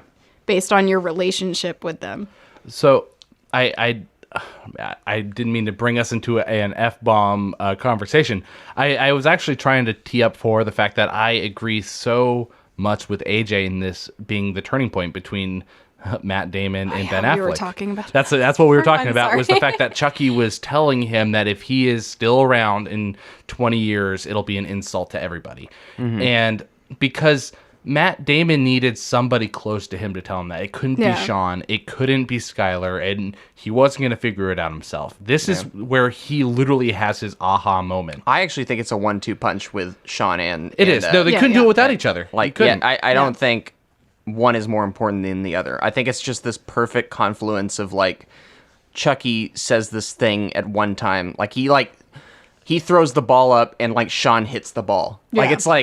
It's an assist. Well, it's it's a little bit of both because Sean said a lot of what Chucky kind of said earlier. And then Chucky you literally think about the final breaking point. Like I like the moment where, and we're at it right now so we can talk about it, but when Sean is literally saying it's not your fault. Yeah. Like that is purely that is the moment they strike the ball and it's score. No, that's it. Like he breaks. That's like it's been culminating to this scene. Yeah. It couldn't have happened earlier. It couldn't have happened that much later. Yeah. It just had to happen. I have a question for AJ though. When he's saying it's not your fault, what do you think he's like actually talking about? No. Everything. Yeah, I think it's just everything that he feels guilty about. Everything that like has led to his point in his life where it's just Yeah, I mean, the internalized guilt of, his traumatic childhood. I mean, there's inherent guilt on that. There's guilt of, having this, for lack of a better word, superiority of this intelligence where he is, has this opportunity that his friends don't, that he could go somewhere, above and beyond where instead of, the blue collar stuff, that I'm sure he's got this guilt of internal conflict of pursuing that, Right. Of him having a relationship with someone who actually scares him how close he wants to be with, and his own defensiveness. I mean, everything that's so internalized is not his fault. Right. Like just circumstance. It's okay to be vulnerable. Yeah. Really. Well, and anything in his childhood that came about because of the trauma that was dealt on him, it wasn't his fault. Well, even before this, I think one of my other favorite conversations is between Lambo and Sean, which like all of these conversations like lead up to this moment to make it really work. And it's that time he killed that guy. But when Lambo and Sean are talking about Will's future, basically, and they basically start coming across as two parents bickering over how to raise a child, and I really appreciate that moment, but also the points that are made where like Lambo isn't necessarily coming from an evil perspective. He's not. Although Sean kind of paints it that way. And Sean isn't either. But Sean is aware that the problem lies further back than what's in the present. And that's what he's trying to fix. But Lambo doesn't get that. He wants the future. Lambo at the same time is pointing out the issue of like this person has the potential to do something really great. And they're actively avoiding it. Yeah. So, and I think that's what Sean hadn't really focused on yet. But when Sean talks to Will later, he does kind of bring up that point. That's the conversation you were mentioning where he was saying like, yeah, sure, all these professions are honorable. But, like he really drives that point home. And in my mind, I like to think that Lambo to some degree like got to him there.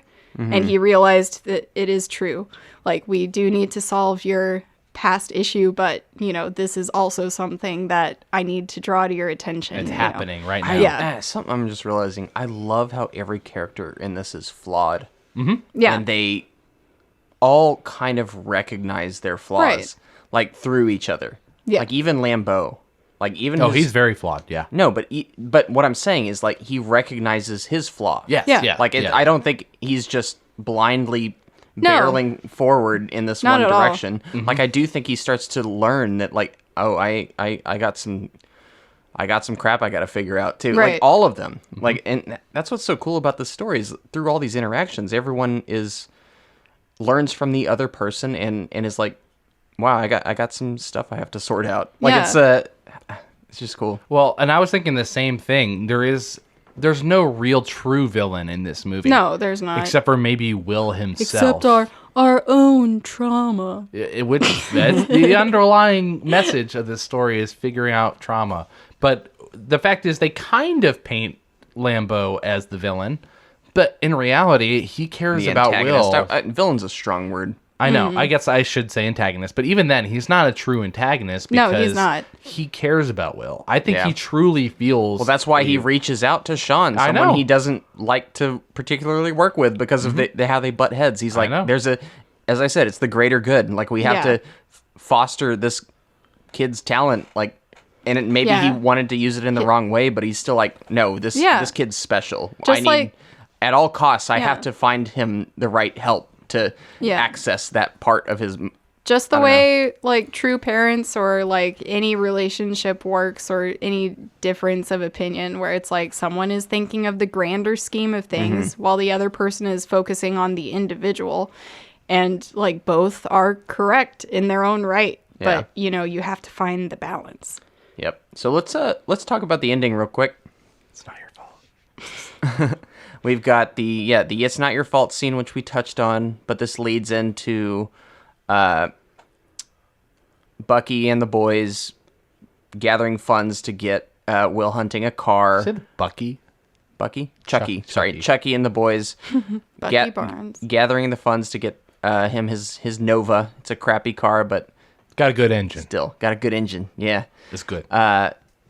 Will Hunting gives a nice little message to Dr. Sean, saying, "Got to see about a girl." You get your classic like, "Oh, he stole my line." Son of a bitch stole my line. So good. I can't believe it's ad libbed. That's so great. And then he kind of drives off into the sunset. He's and Elliot I think Smith. and the ending is kind of ambiguous, but it's a positive ending. Yeah. I feel like it's a Well, he took charge of his life, and that's Yeah. something he never did. He went outside of his comfort zone. As they said earlier, he's never left Boston. yeah. He's never left Boston, and he left Boston at the end of this movie. What's cool though is you also get the sense that Will had a impression on Dr. Sean as well. Like Yeah. I think Sean is looking at life a little differently too. Like maybe he might make some changes Well, as he did. well. He said he was going to travel, Yeah, exactly. It's put his chips on the table again, as he said. Yeah. So it's just so it's perfect. It's perfect. And Lambeau went back to having some weird sexual relations with students. Actually, I would argue he has zero sexual relations, but he has very weird underlying tendencies. Yeah. I don't even know if I Like needed that to bring scene that where he's up. like, "It's the weekend. I'm not talking school, but hey, if you want to grab a drink." Oh, There's God. a couple weird scenes, and you're like, "That's not funny. That's Oh, creepy." I love the part when he's in the stairwell and he's talking to that girl and he says something like, "What was it, David?" It was math equations are really quite erotic. Or it's like he said math equations are like a what was it? A symphony. Yeah. And they're quite erotic. And she's just like, wow. He's got his leg propped up on the couch or whatever. At the same time. Yeah. But I would actually disagree. I think he went away better from the experience too, because they walk out of Sean's office saying like, "Oh, there's a, what's it called? The thing Reunion? where reunion. There you go." And Sean says like, "I'll buy you a drink." It's like the drinks are free, but there was kind of like I was being ironical, Jerry. a reconciling between them where it's like, Yeah. okay, yeah, let's build upon this friendship again. Like I recognize like you as someone that a good person essentially, but I think he was like willing to bury the hatchet. Bridge the gap. Yeah. So I love how everything kind of ends in this very satisfying way without being cheesy about it. Like that you could have easily had a scene where Will is reunited with Skylar and she's just happy to see him and throws her arms around his neck, and then that's how it ends. But it doesn't. You don't know how they meet again. So perfect. Yeah. I also want to another shout out to Robin Williams. I think Robin Williams is the poster child for why you have a supporting actor category in awards. Even though I actually think he was nominated for Best Actor, not Best Supporting, which Wait, is really? weird. Yeah, I think so. I'd have to check my facts. I'll double check. But talk about like this is why you award supporting actor. Right. Like in cases like this, where the story is so, I don't know, It's Best Supporting. It was Best Supporting, and he won it? Okay. For some reason, I thought it was, like, That seems Best Actor, deserving. which I was like, that's weird. Well, because, yeah, I thought Matt Damon got Matt Damon was nominated for nominated, yes. Nominated, yeah. Best Actor. It won winner for Best Original Screenplay, and it won for Best Supporting Actor, but it was nominated for Best Actor, Best Picture, and Best Supporting Actress. But yeah, you watch this and you're like, yeah, this is why there's a supporting actor category in the Oscars or in any awards. You're like, they are so crucial to a story sometimes. Right. Because this story doesn't work without Robin Williams in this. Like, it just doesn't. Like, I don't see how it could. Like, even as good as it was until he entered the picture, like, no, this totally relies on him being here. Yeah. But that's all I have to say. I just want to say, anybody out there who's as passionate about this movie as I am, and probably some of my co-hosts, there's a lot we didn't touch on in this. I just feel like there are so many microcosms that we Oh, could you could delve talk about into. this movie for 5 Yeah, you hours. could. You could. I've watched YouTube videos that are an hour long each, going over each big scene in this. Yeah. I spent way too long watching videos Yeah. on this. And the point is we don't have to cover all of that. We don't. But it's We hit the big bullet Yeah. points. We did. No, I'm not upset. Well, and the scenes and the deleted scenes, some of them are actually pretty important. Yeah. Well, not important, but it's interesting to like kind of expand on what they were going for, and even the alterations of the process. Like, right. you know, Matt Damon and Ben Affleck obviously put a lot of work on the script, but the whole process of it getting produced, taken up by Miramax, which we touched on a little bit, but then having faith in Gus Van Sant doing, you know, what alterations and shots and Right. and how his directorial approach was, and the alterations made from, I think originally Will was going to be, you know, it was going to be physics versus mathematics, and the dynamic of physics is more of a team collaborative thing, whereas math is more individual. So Right. Good call. yeah, there's the alterations that were gone onto the script and why. I mean, everything. The process of this movie itself is amazing. I have one very small nitpick. I know we've been super positive. Don't you dare. Sorry. You ready for it? Go for it. As much as I love the "it's not your fault" scene, Don't you touch this scene. I will touch it. I'm touching it right now. My don't- hands are all over it. When Matt Damon actually starts to cry, it almost didn't seem genuine to me. I'm sorry, and you can edit this later, but fuck you. No, absolutely not. You are not saying that. That was so real to me. Yeah. sorry. Every time I watched this scene, It seemed more like laughing to me. And I know they're like kind of one and the same. No, at it times, I was think but ugly honestly crying. there are some cries that sound like laughing. I know, but for me, when I Yeah. was watching it, it was almost like kind of took me out of it. I think okay. Well, I hate you so anything much right if now. something can convince you, maybe the fact that he holds so much in that he like imagine a character that hasn't cried in Yeah. years. Doesn't know you how to cry. And so like this kind of just bubbles up out of nowhere, like someone that's I would imagine both embarrassed but not able to control themselves at the same time. It's a very ugly, uncomfortable cry. I will say It's it was not pretty. uncomfortable. Yeah. Yes. Well, compared to Minnie Driver crying during the breakup scene Yeah. and him like that fight, I mean that was some amazing acting. Oh, yeah. too, on both of their Yes. parts. two different kinds of crying. I two different yeah, reasons. it was Well, someone that is comfortable, well, not comfortable with their crying, but like her character, I imagine, is more open with her emotions with compared to That's sexist. someone that is not open with their emotions. And there you have like a cry that seems authentic and then another one that seems like awkward and uncomfortable. yeah. I'm good totally reason. willing to take the L on this. Like I know everyone cries differently and cries are weird and like they sometimes Cries are weird, y'all. Crying in a Boston accent. Yeah. Okay? He's crying in the David, Boston do accent. it. Do a cry in a Boston accent.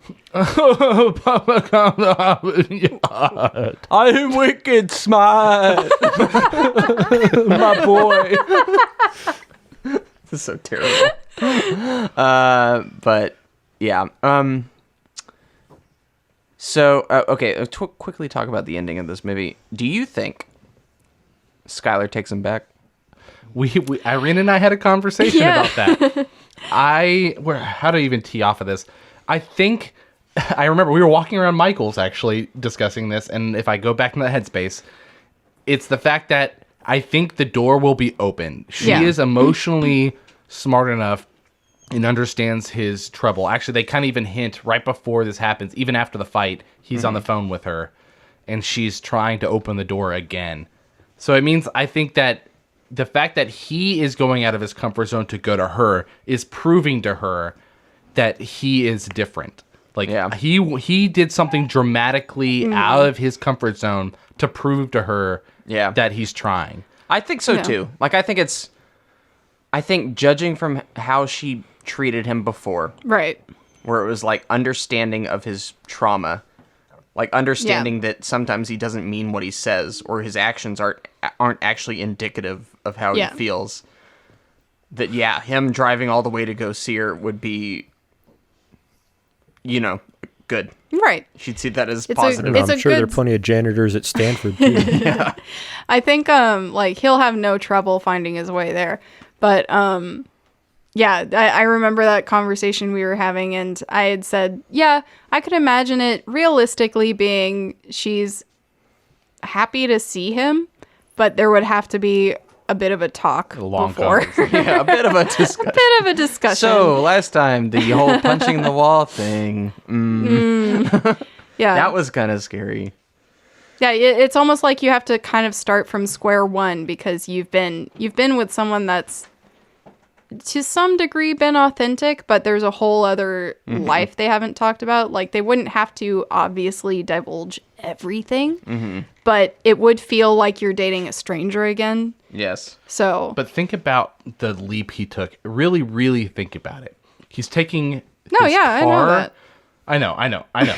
But he's taking his car. That's all he's got. And he's going to California. No job, no friends, nothing. No house, no connections. He's just going to go find her. He still has connections. He'll talk to Sean for sure. I don't know if that'll help him all that much, but maybe. Yeah, it probably would. It would. Well, Sean's traveling. It's going to go to his voicemail, and then he's going to have to listen and then get back to him. Plot twist: she's actually dating Lambo. Ugh. Ugh, no. She's too smart for that. All right, so that closes out our Movie story. ruined. That closes out our story portion. We're going to take a quick break, and on the other end, we'll get into our brief reviews with numbered scores. We'll get into what critics thought, do some box office, and then have a very brief franchise talk. So, we'll see you then.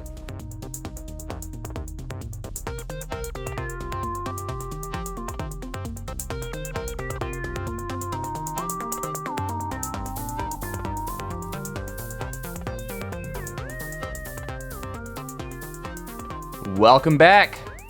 Let's review Good Will Hunting.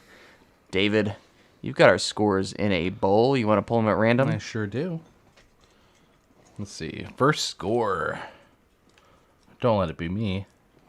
It's the one person who's not here, Noah. But starting off with a bang with a 10. Nice. Noah, what do you think about that? Will he add?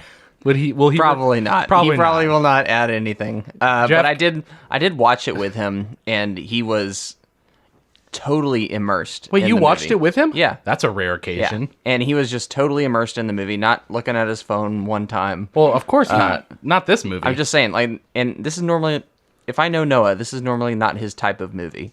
So if I can speak for him, I can tell you he was very engaged, really receptive to everything that was happening. So I could tell he really liked it. Well, the fact that he gave it the 10 makes me so happy. Yeah. So Thank you, Noah. 10 from Noah. We Moving miss you, on. buddy. We miss you. All right, next up, David, myself. With, That is yourself. well, just in case people listening for the first time don't know, Yeah. David with a 10. We got 2 10s in a row, which makes me happy. This movie is a perfect movie. I don't care where you're coming from. This is taking a hyper-realistic approach to a sort of prodigy-level individual and using that as sort of the driving force to explain emotional trauma built... No? No, the driving force, Minnie Driver. Oh, damn it. I thought I messed up on something, and here you are pulling out stupid jokes. Pulling out, David? What? I hate you Continue, all. David. Yeah, no, you're good. Yeah, it's the driving force. The whole prodigy and intelligent genius factor of this is just a driving force to explain emotional trauma in an individual and how you come to terms with that through going to therapy. And the interpersonal relations between every single character in this bubbles up from the beginning to reach this super cathartic ending that I don't think there are any other movies that I know of that reach that level of emotion. And I know that Reese didn't believe Matt Damon's crying. I am so attached to this movie. That scene gets me every time. I was trying to study up right before this movie, and I was watching an analysis, a breakdown of the psychology of that scene, and just watching it on my phone as I'm trying to do other things. I had to stop and watch it, and like the hairs on my arm were standing up. I was feeling emotional. I was just like, I'm watching this as a guy's like going through an analysis of this. Mm-hmm. It hits me every time. And it's because and maybe because I've watched it so many times, I can just see the whole story culminate before it even gets to that point. But you can't have that scene and have it be effective without having everybody firing at a 10. You know, Robin Williams, if this movie didn't have Robin Williams, it's impossible to have a perfect movie. Without Matt Damon, it's impossible to have a perfect movie.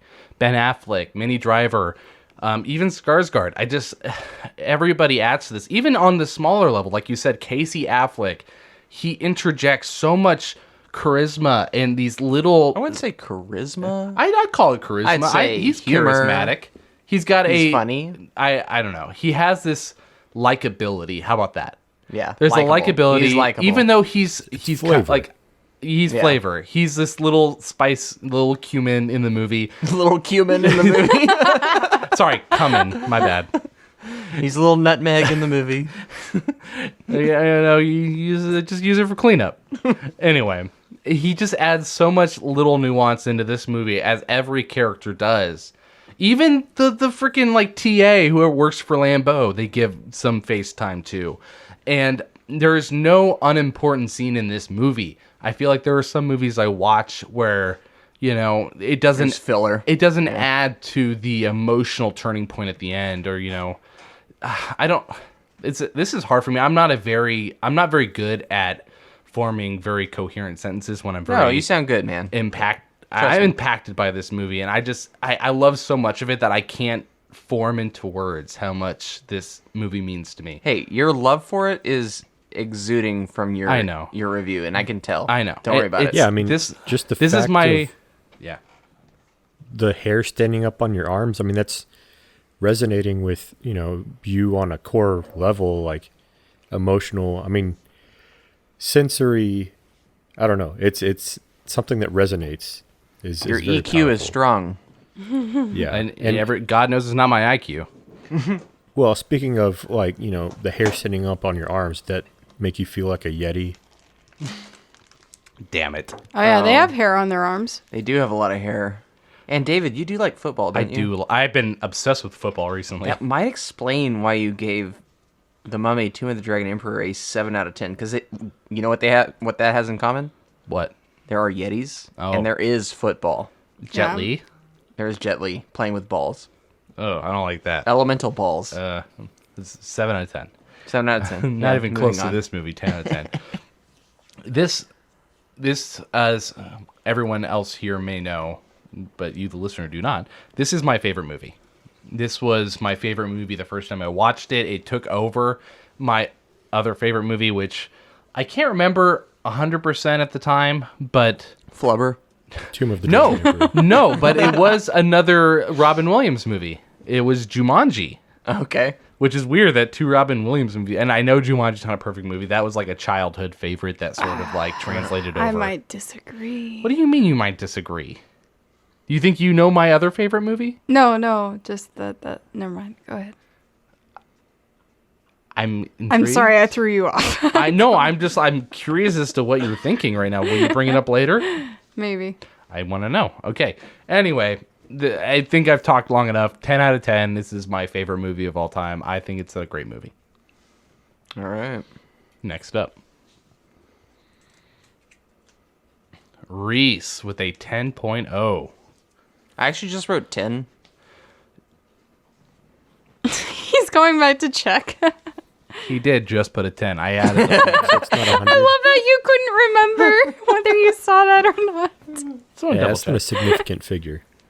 All right, so I'll take Noah's role and just be like, yeah, I really liked it. All right, moving on. You can't do that. You're not allowed. Yeah, this movie, as I said, the first time I ever saw this movie, it took me a long time to develop my actual good movie tastes, I feel like. For some reason, the first time I saw this, I wasn't moved by it. Like, I was like, why do people love this movie? Like, it's fine. But I wasn't really moved by it. I don't know why. Because you're Casey Affleck in this movie. Yeah, probably, exactly. I'm just waiting to get in the front seat. You were passenger just seat there of the car. yelling, going like, "Where's Casey?" Give me my burger. Come on. My Just sandwich. kidding. But yeah, I watched it again because I went with my wife to Boston, and we were like, That's right, you did. We got to watch all the Boston movies, and one of the ones on the lineup obviously was Good Will Hunting. And when I watched it, and it was just on a laptop screen, I was moved by it. Wait, that was the second time you watched it? Yes. Because the first time I watched it, I was like, okay, I guess I see why people like this, but I'm not like, and that was probably 10 years ago. I just didn't see any reason to revisit it because it didn't affect me in any way. And Right. it wasn't something where I was like, oh, I have to see this again. I was like, knocked it off. I checked it off my list. I was like, that's a classic. Saw it. Done. I'm good. Yeah. Like, don't need to see it again. Did you guys look up a list of Boston movies, or did one No, of you we had bring it. Yeah, up? we had a list. Yeah. Watched The Departed, Fever Pitch. Fever Pitch? Yeah. My which- movie. It's not good. Sorry. It's not good. Look, watch Fever Pitch. Jimmy Fallon is so good. Yeah, Good Will Hunting, The Town, The Fighter, couple others. Warrior? But yeah. No, The Fighter, Okay. the Christian Bale movie.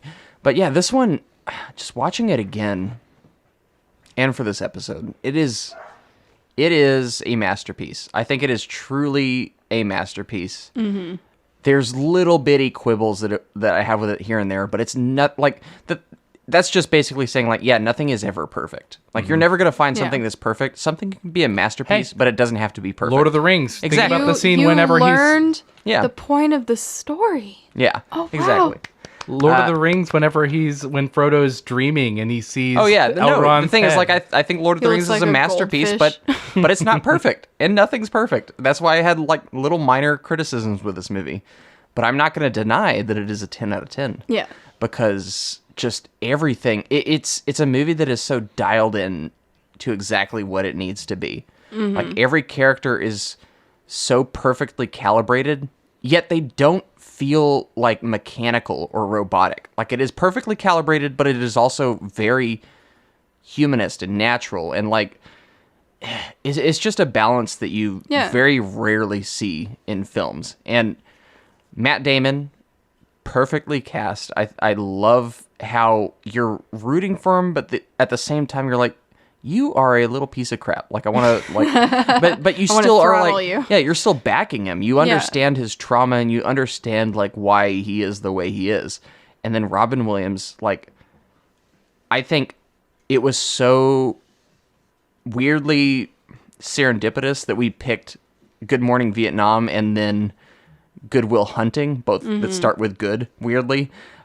Because both of these movies accent the best sides of Robin Williams. Good Morning Vietnam is the best, like, this is the stand-up comedian Robin Williams operating at the peak of his powers.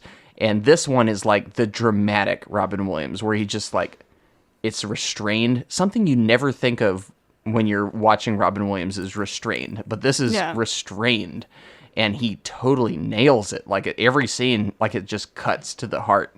And I'm just amazed at him. Yeah. And honestly, like, I think that was the 1-2 punch I needed, where it was like, I liked Robin Williams kind of from afar, but he was never like the big one for me. Like it was like, but watching Good Morning Vietnam and then Good Will Hunting, I was like, this guy is truly special. Like, I get it now. Yeah. I understand why people love Robin Williams. Like, he's been in a lot of crappy movies, but when he's operating at the height of his powers, which he is here, like, he's almost untouchable. But yeah, also credit to Gus Van Sant. I think it's his best movie. Easily. It's just, I just love it when everyone is just, they know exactly what they need to do and they do it. Mm-hmm. And that is this movie. Everyone, it's a team effort and everyone is delivering on all cylinders. So yeah, love Good Will Hunting. Definitely deserves a 10 out of 10 from me. It might be one of my top 10 movies. Yes. So yeah, there we go. Big praise from Reese. Was that big praise from me? It was big praise. It's a big praise energy. All right, Irina with a 10. Yeah. We got 4 out of 5. No, this movie has always been on a list of classics people should watch. And I'm never going to like force a movie down someone's throat and I am usually sparing and saying this is a movie you should watch because everyone has different preferences, but I think this one, as far as its messaging goes, is very important for a lot of people to watch, and particularly a certain age group, because I think you and I, Reese, had kind of similar feelings when we first watched this movie. And I honestly think we were too young to fully understand what was happening in the film. And I think the first time I watched it, I recognized, like, oh yeah, this is a well-made film. Whatever. You kind of just, like you said, check it off and then move on. Yeah. But as you get older, I think you can pick up and relate to much more than that. So I think it is a perfect 10 because I basically want to ditto everything you said right then and there. I think the only moments that I felt could detract from it was maybe showcasing Lambo as a bit of like a weird sort of womanizer. Yeah. Like I get that happens sometimes with professors, but it almost felt like a little too exaggerated, but it doesn't matter. It doesn't add. It's just like a weird little thing about his character, and it's not good. I kind of wish it wasn't there. It's fine though. I like it. It's not going to taint my number for the film. Mm-hmm. And I think the only other part I had was a little confusion over why they were beating up those guys in the beginning. I know you explained it to me, but I think it to you. I couldn't understand some of their dialogue, like especially since they're talking in their Boston accents. Like I guess I just sort of glossed over that in the beginning, and I asked David directly. I was like, "So why are they beating these people up again?" It's because they were childhood friends, and that guy bullied Will when they were kids. Yeah, got it.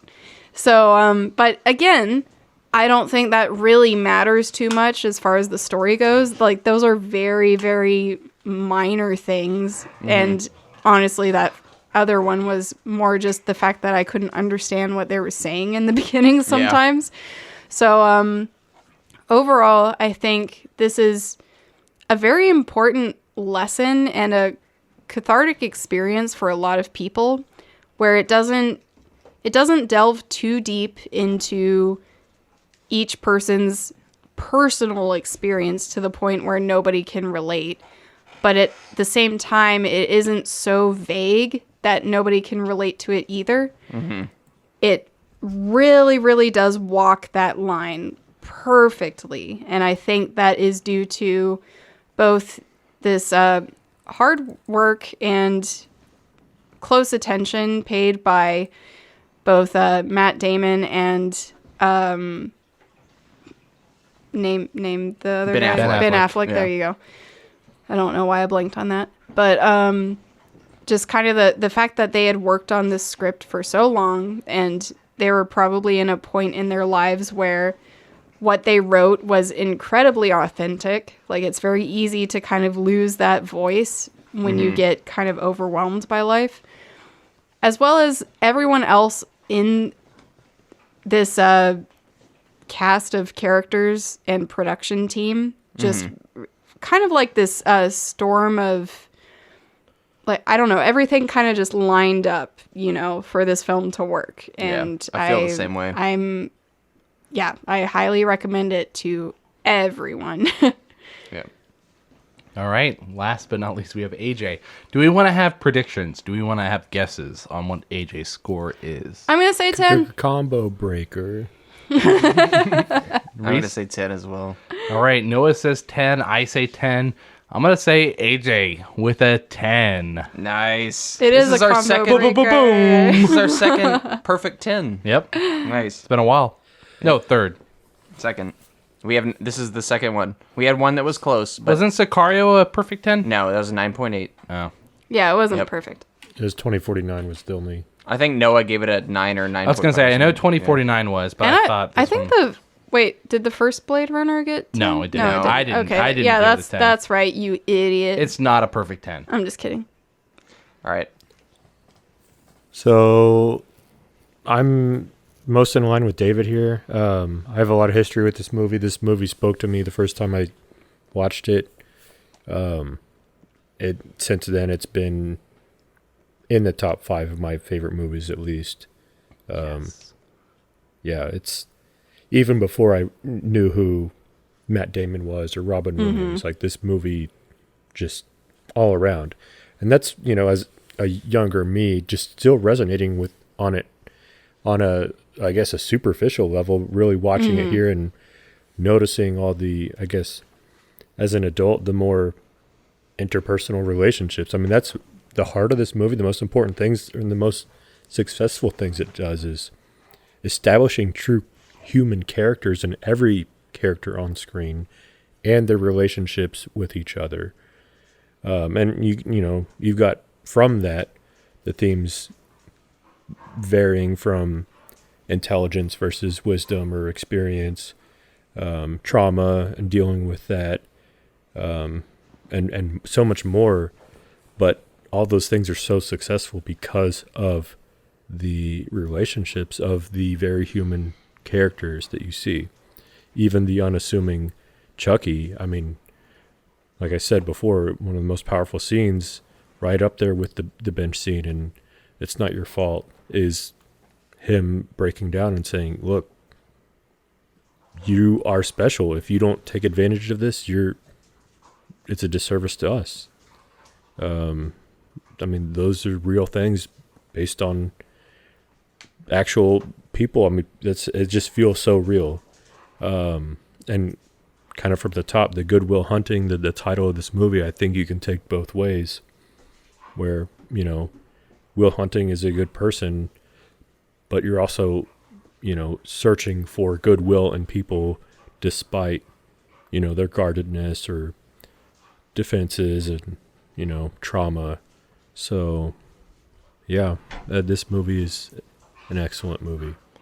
He was trying to thrift some stuff at Goodwill. That too. That too. Sorry, I didn't mean to wash over that. Yeah, that's important. I More of a Salvation Army guy, but yeah. As you should be. Anyway, yeah, this is a excellent movie. It's a 10. David, you should feel good because That makes me so happy, guys. after your miniseries, or at least just today, I went over what we covered, and on Amazon, I put in my basket Good Will Hunting Blu-ray, along with Good Morning Vietnam and The Fisher King. So those are three. I'm Out of adding 6. those. That's Yep. a good. I'm that's adding a good those to my score. collection. I already had Aladdin, so Okay.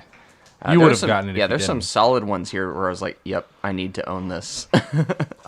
I'm so happy we ended on Good Will Hunting because it's such a good movie. It's so good, and it makes me happy to hear everybody else feel the same way. And I know there are a lot of other people out there who will agree. So Yeah, And Well, it's funny because the math, I mean, the whole math part of it, I mean, is a very, I guess, vehicle for the plot, but the math doesn't even matter at the end. Yeah, Like the math problems, the supposedly super challenging problems, the Fourier transforms and stuff, like, is actually really easy. Like, probably anyone actually breaking it down without all the jargon and the technical terms, like you look and draw the combinations of the dot or the trees, like it's actually not that hard.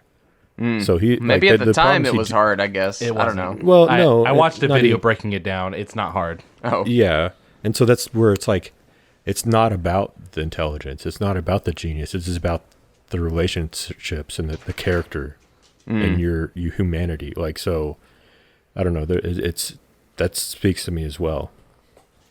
Well, it probably would have taken me 2 years to solve, just like Lambeau said. It's a weird. Irene and I were talking about it. It's a weird equation to choose, and I think the only reason they chose it is because it's visually interesting. They're like, what can we put on this chalkboard where people looking at it who don't know what it is can look at it and go, "That's Use weird." the fancy terminology like homeographic, geographic morphology, that kind of stuff. Like, Yep. Yeah. AJ, did you watch the video of that mathematician breaking it down? There's this mathematician that breaks it down, and he broke down every word. It's like, yes, it sounds complicated, but when you actually like break it down, it's pretty simple. And then you just draw these tree structures that match this equation. It's like this. It's not as hard as it sounds. Yeah. So, and then it's actually kind of parallel to the thematic, like you mask all this stuff in this intelligence, this IQ kind of almost as a superficial shell, this defense mechanism. But once you break it down to its core, strip away all the, the unnecessary stuff, like it's just basic, like just like basic humanity and meeting that on its own level. That's a good analogy because I've heard a lot of different connections to this movie, but I haven't heard that, and that resonates because that is exactly what Will is. Complicated when you look at him, simple at his core. Yeah, he's dots and sticks. All right, moving on. Let's talk about what critics thought. No. Hey, AJ, crunch those numbers. Oh, yeah, AJ, you want to crunch those numbers for us? Well, I'm not a genius mopping floors at MIT, but I think we got a 10 for the group. Check your math real quick. I don't know about that. 5 tens? Does that? I don't know. Go ahead. I'm confused now. No, you're right. Reese is stupid. No, I'm just trying reading. to check my math here. I need a chalkboard. Yeah, perfect 10. So our second perfect 10 of our group history here. First being Blade Runner 2049, and yeah, so trying There it to goes. see what second place is with Sicario, as we mentioned, at a 9.8. So, And The Good, the Bad, and the Ugly is up there too, right? Yeah, 9.7. Shining is at 9.7 as well. in the 92 episodes we've put out, we've had 2 perfect 10s. Yep. I'm happy to be on that list. Yep. There I you can't go. believe I made it. You achieved it. You and me, You Reese. achieved it. All right. Critics. On Rotten Tomatoes, this movie has a 98%, Freaking close. with a 94% from audiences. Boo. On Metacritic, it has a 70. What? Yeah, I know. Metacritic's weird. Probably And Yankees fans. yeah. Yeah. And a 8.7 out of 10 from audiences. And on IMDb, it has a very high score of 8.3 out of 10. So that's one of the higher You say scores. on- IMDb? Yep, it's IMDb. I don't understand IMDb. It doesn't hit lows. It doesn't hit highs. Exactly, What but is 8.3 is IMDb? actually very good. Very good for IMDb. Yeah, and Very whatever few movies Metacritic get to was, that. I Very don't few know. movies on IMDb get to that 8+ area. Is there So, is there anything in the 9s? yes, I think there's a few. I think like Godfather and Lord of the Rings and a couple of those are like right there. I'll take it. Yeah, but very few. It's very. Yeah. No perfect 10s. Exactly. And box office, this movie released wide on December 5th. Actually, sorry, it released in limited release on December 5th in 1997, and it released wide in January 9th. Also playing at the time in theaters were Titanic, As Good as It Gets, Wag the Dog, Tomorrow Never Dies, and Mouse Hunt. That kind of took me back when I read that. I was like, oh, Titanic and As Good as It Gets. And Tomorrow Never Dies, that James Bond movie. And Mouse Hunt, obviously. Movie was budgeted at $10 million. Let's predict. David, get off your phone. Sorry, Lord of the Rings on IMDb only got 8.8 through 8.9 on all three movies. Oh, well, okay. Sorry, I was distracted. I don't know why you wanted to bring that up to bring the mood down. I didn't mean to. I'm sorry. I had to look it up. David, off a $10 million budget, what do you think Good Will Hunting made worldwide? And the thing is, I've even heard the number before, and I have no idea right now. It made the Oscars.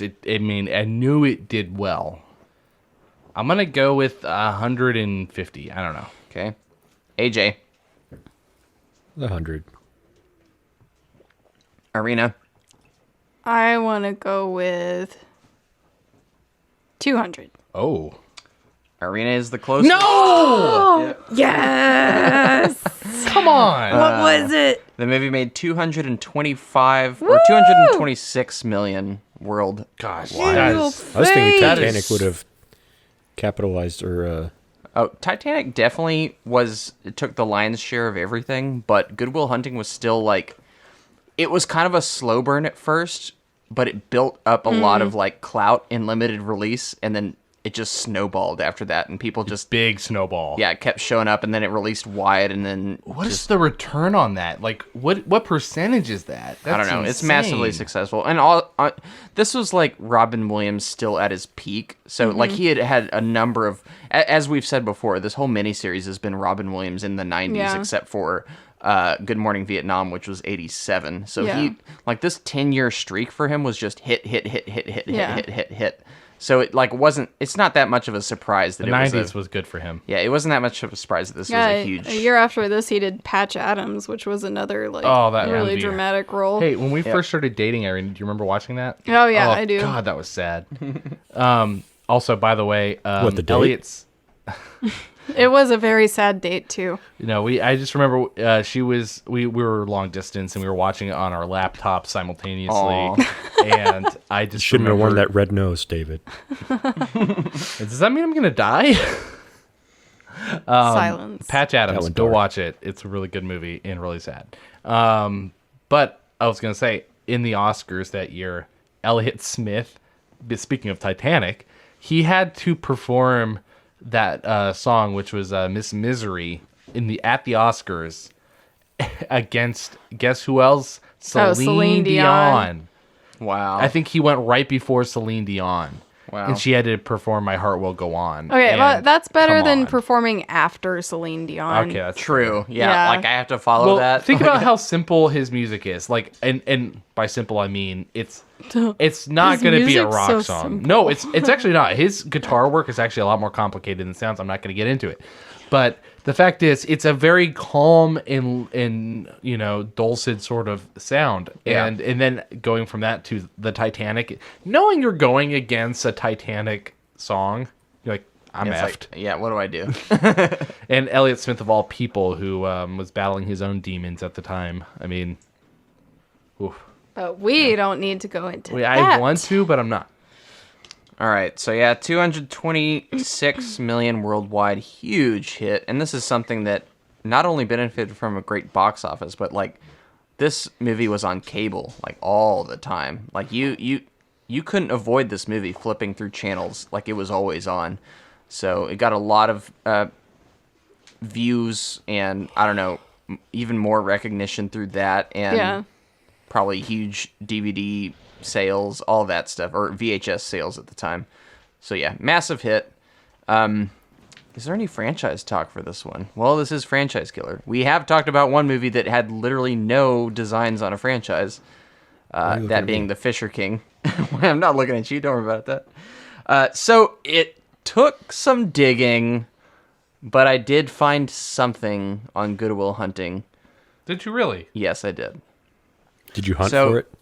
I did hunt for it. You found a Red October. It's the thinnest of strands, but there is something here to and heavy emphasis on the quote unquote franchise-ness of this thing. And this is what I got from HuffPost and Screen Rant and Deadline. So here's the direct quote. Deadline reports that Harvey and Bob Weinstein, the brothers who once ran Miramax and now head the Weinstein Company, have struck a deal. And this is, by the way, in 2013. Have struck a deal with Qatar Holding and Colony Capital, who now own Miramax. The deal gives the Weinsteins access to 20 years of films released by Miramax, including 90s classics like Pulp Fiction, Shakespeare in Love, and Good Will Hunting. And this is from Screen Rant. Harvey also claims that he's discussed Rounders 2 with Damon, which might also be a signal that a proposed Good Will Hunting TV series with Damon participation and or blessing will happen sooner rather than later. And this is 2013, so it did not come to pass. Yeah, okay. But there was discussions of an adaptation or continuation of Good Will Hunting as a TV series. That would have been so cool. They didn't make it Sequel. clear. Yeah, they didn't make it clear if it was a sequel or just a remake, but there was discussion about a Good Will Hunting TV series. Weird. Interesting. On his way to California, stops in Las Vegas and stays there and just is a card counter. There you go. He just fails. He finds his way into the Oceans movies. The thing is, I think, and we'll get into this in our awards, but there's most worthy of a sequel category in our awards. And I nominate this one because, like, I think there's a way to do this where Easily. it's like a generational thing. Like, I want to see, if you've seen the Before movies, Before Sunset, they catch up on the lives of these characters like 10 years like go by, and then they revisit them, and 10 years go by, they revisit them again. I want to see a movie where Matt Damon's Will Hunting is older and he's more defined, he's wiser, and he sees someone like himself, like a younger version. Like, I want to see the passing of the torch where it's like the lesson has been passed down, and now we have, you know, he's in the Robin Williams position, almost. Like, he's different, but it's still like, oh, now I can potentially be a mentor or someone who can help someone else realize their talent. Like, I think that'd be cool, seeing just Matt Damon be in that position and how he would impart his wisdom to someone else. What would that look like? So I think, like, I would like to see some sort of sequel to this. I don't want to see a remake. Don't remake this. Right. Do not remake no, this. because it's perfect the way it is. I think the only way forward is if you did potentially do some sort of weird sequel to it. But what are y'all's thoughts? Yeah, I actually was thinking the same thing because the only thing that was prompting this thought was the fact that we are going to do the awards show in the future, and I happen to know that one of the questions or prompts for that one. And I do think there is a way to make a sequel for this film. And like you said, it was almost exactly what you were thinking, where it's more like what is Will doing further on in the future? Like, and I think that for me personally, it would be an interesting film to watch, just because as I get older, I kind of do want to see, like, oh yeah, how did that life change affect his future and what he's doing now? And I would hope they would bring Gus Van Sant back as director, like, in this weird alternate reality. Because I've seen other movies kind of do that, where they try to create a sequel out of something, and it always is lesser and just kind of almost too obvious the direction it's going to go. It didn't, like, usually they don't feel very natural, so I would probably be a little nervous to watch it. But if they had Matt Damon and the same director, like you said, Van Sant, I would probably be more likely to watch it. Yeah. And just it'd be so cool to see, like, Casey Affleck and Ben Affleck back in there too. I know, like, And Robin Williams? Yeah. Oh. Comfort. God, David, you had to. Oh, whoops. What are we gonna do with a movie without Sean McGuire? I think you could still do it where it was just kind of like Well, it'd be so sad. It would be very You would sad. have reference. Sean to is now with his wife. Yeah. yeah, but I don't think Sean is absolutely necessary to a sequel either. I think that's the beauty of it. In fact, his absence might enhance. Yeah, something, exactly. Where it's just like you have this. You're right. I don't know, but melancholy. I don't want it. I Towards know, it, like, I know. You're right. But yeah, what do you think, AJ? No, don't touch it. Yeah. For something dramatic like this, I think its impact is best as a standalone, personally. And the thing is, I can totally live with that too. Like, I think it's perfect as a standalone. It's not something that demands a sequel in any way. I'm just like, if I had to have a sequel to one of these, I might pick this one. I guess we'll talk more about that later. Well, yeah. I mean, I almost put this in the vein of another one of my all-time favorites is A Beautiful Mind. Now that is based on a real person, where it's more of a kind of a biography, but touches on some similar kind of, well, I don't know. I just I don't need to see more of it because I've got the lessons that it's imparted to me. That's true. And really expanding on it would be more of just kind of, I would tend to be on the cynical side of seeing it as a cash grab. Like, I don't need to see more of this character for an entertainment aspect of it because that would cheapen the lessons and the impact and the emotional weight that I got from the first one. Mm-hmm. I don't know. That's just me, though. The thing is, in my heart, I think you're right. Like, if I have to be perfectly honest with myself, I agree with you. This is something that definitely is a standalone masterpiece that should not be touched. But I'm still curious about where these characters end up. I'm just like, that's all. No, I am too. Yeah. All right. That closes out our episode covering Good Will Hunting and our mini-series covering Robin Williams films. Do a quick recap. We went through Mrs. Doubtfire, Aladdin, Hook, The Fisher King, Flubber.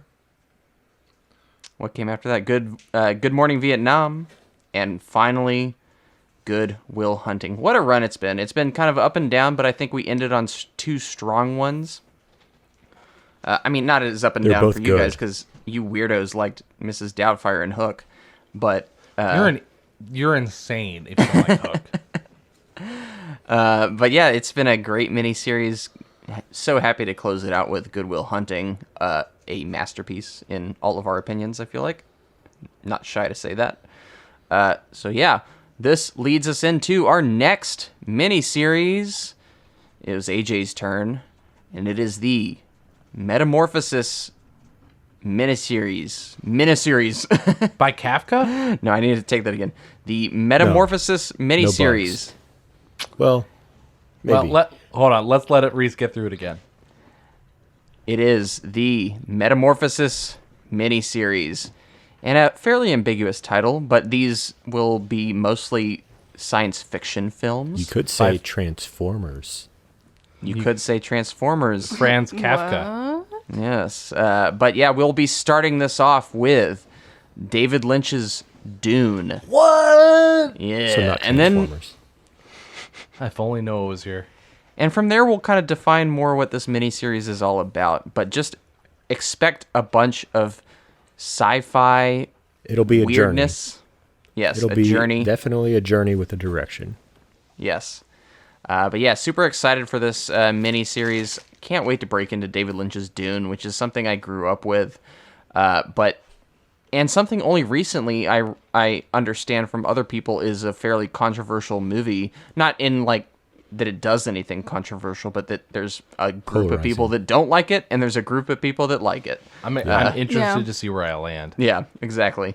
And you have not seen it, so that's fascinating. We're gonna have to watch it together. I've seen like 20 minutes of it. AJ, we're gonna tell you when we watch this movie. We're all gonna watch this thing together. AJ, fly back from India and come watch it with us. Yes, please. Well, All right. Well, thus closes our episode covering Good Will Hunting. We'll see y'all next time. People call those imperfections, but no, that's the good stuff.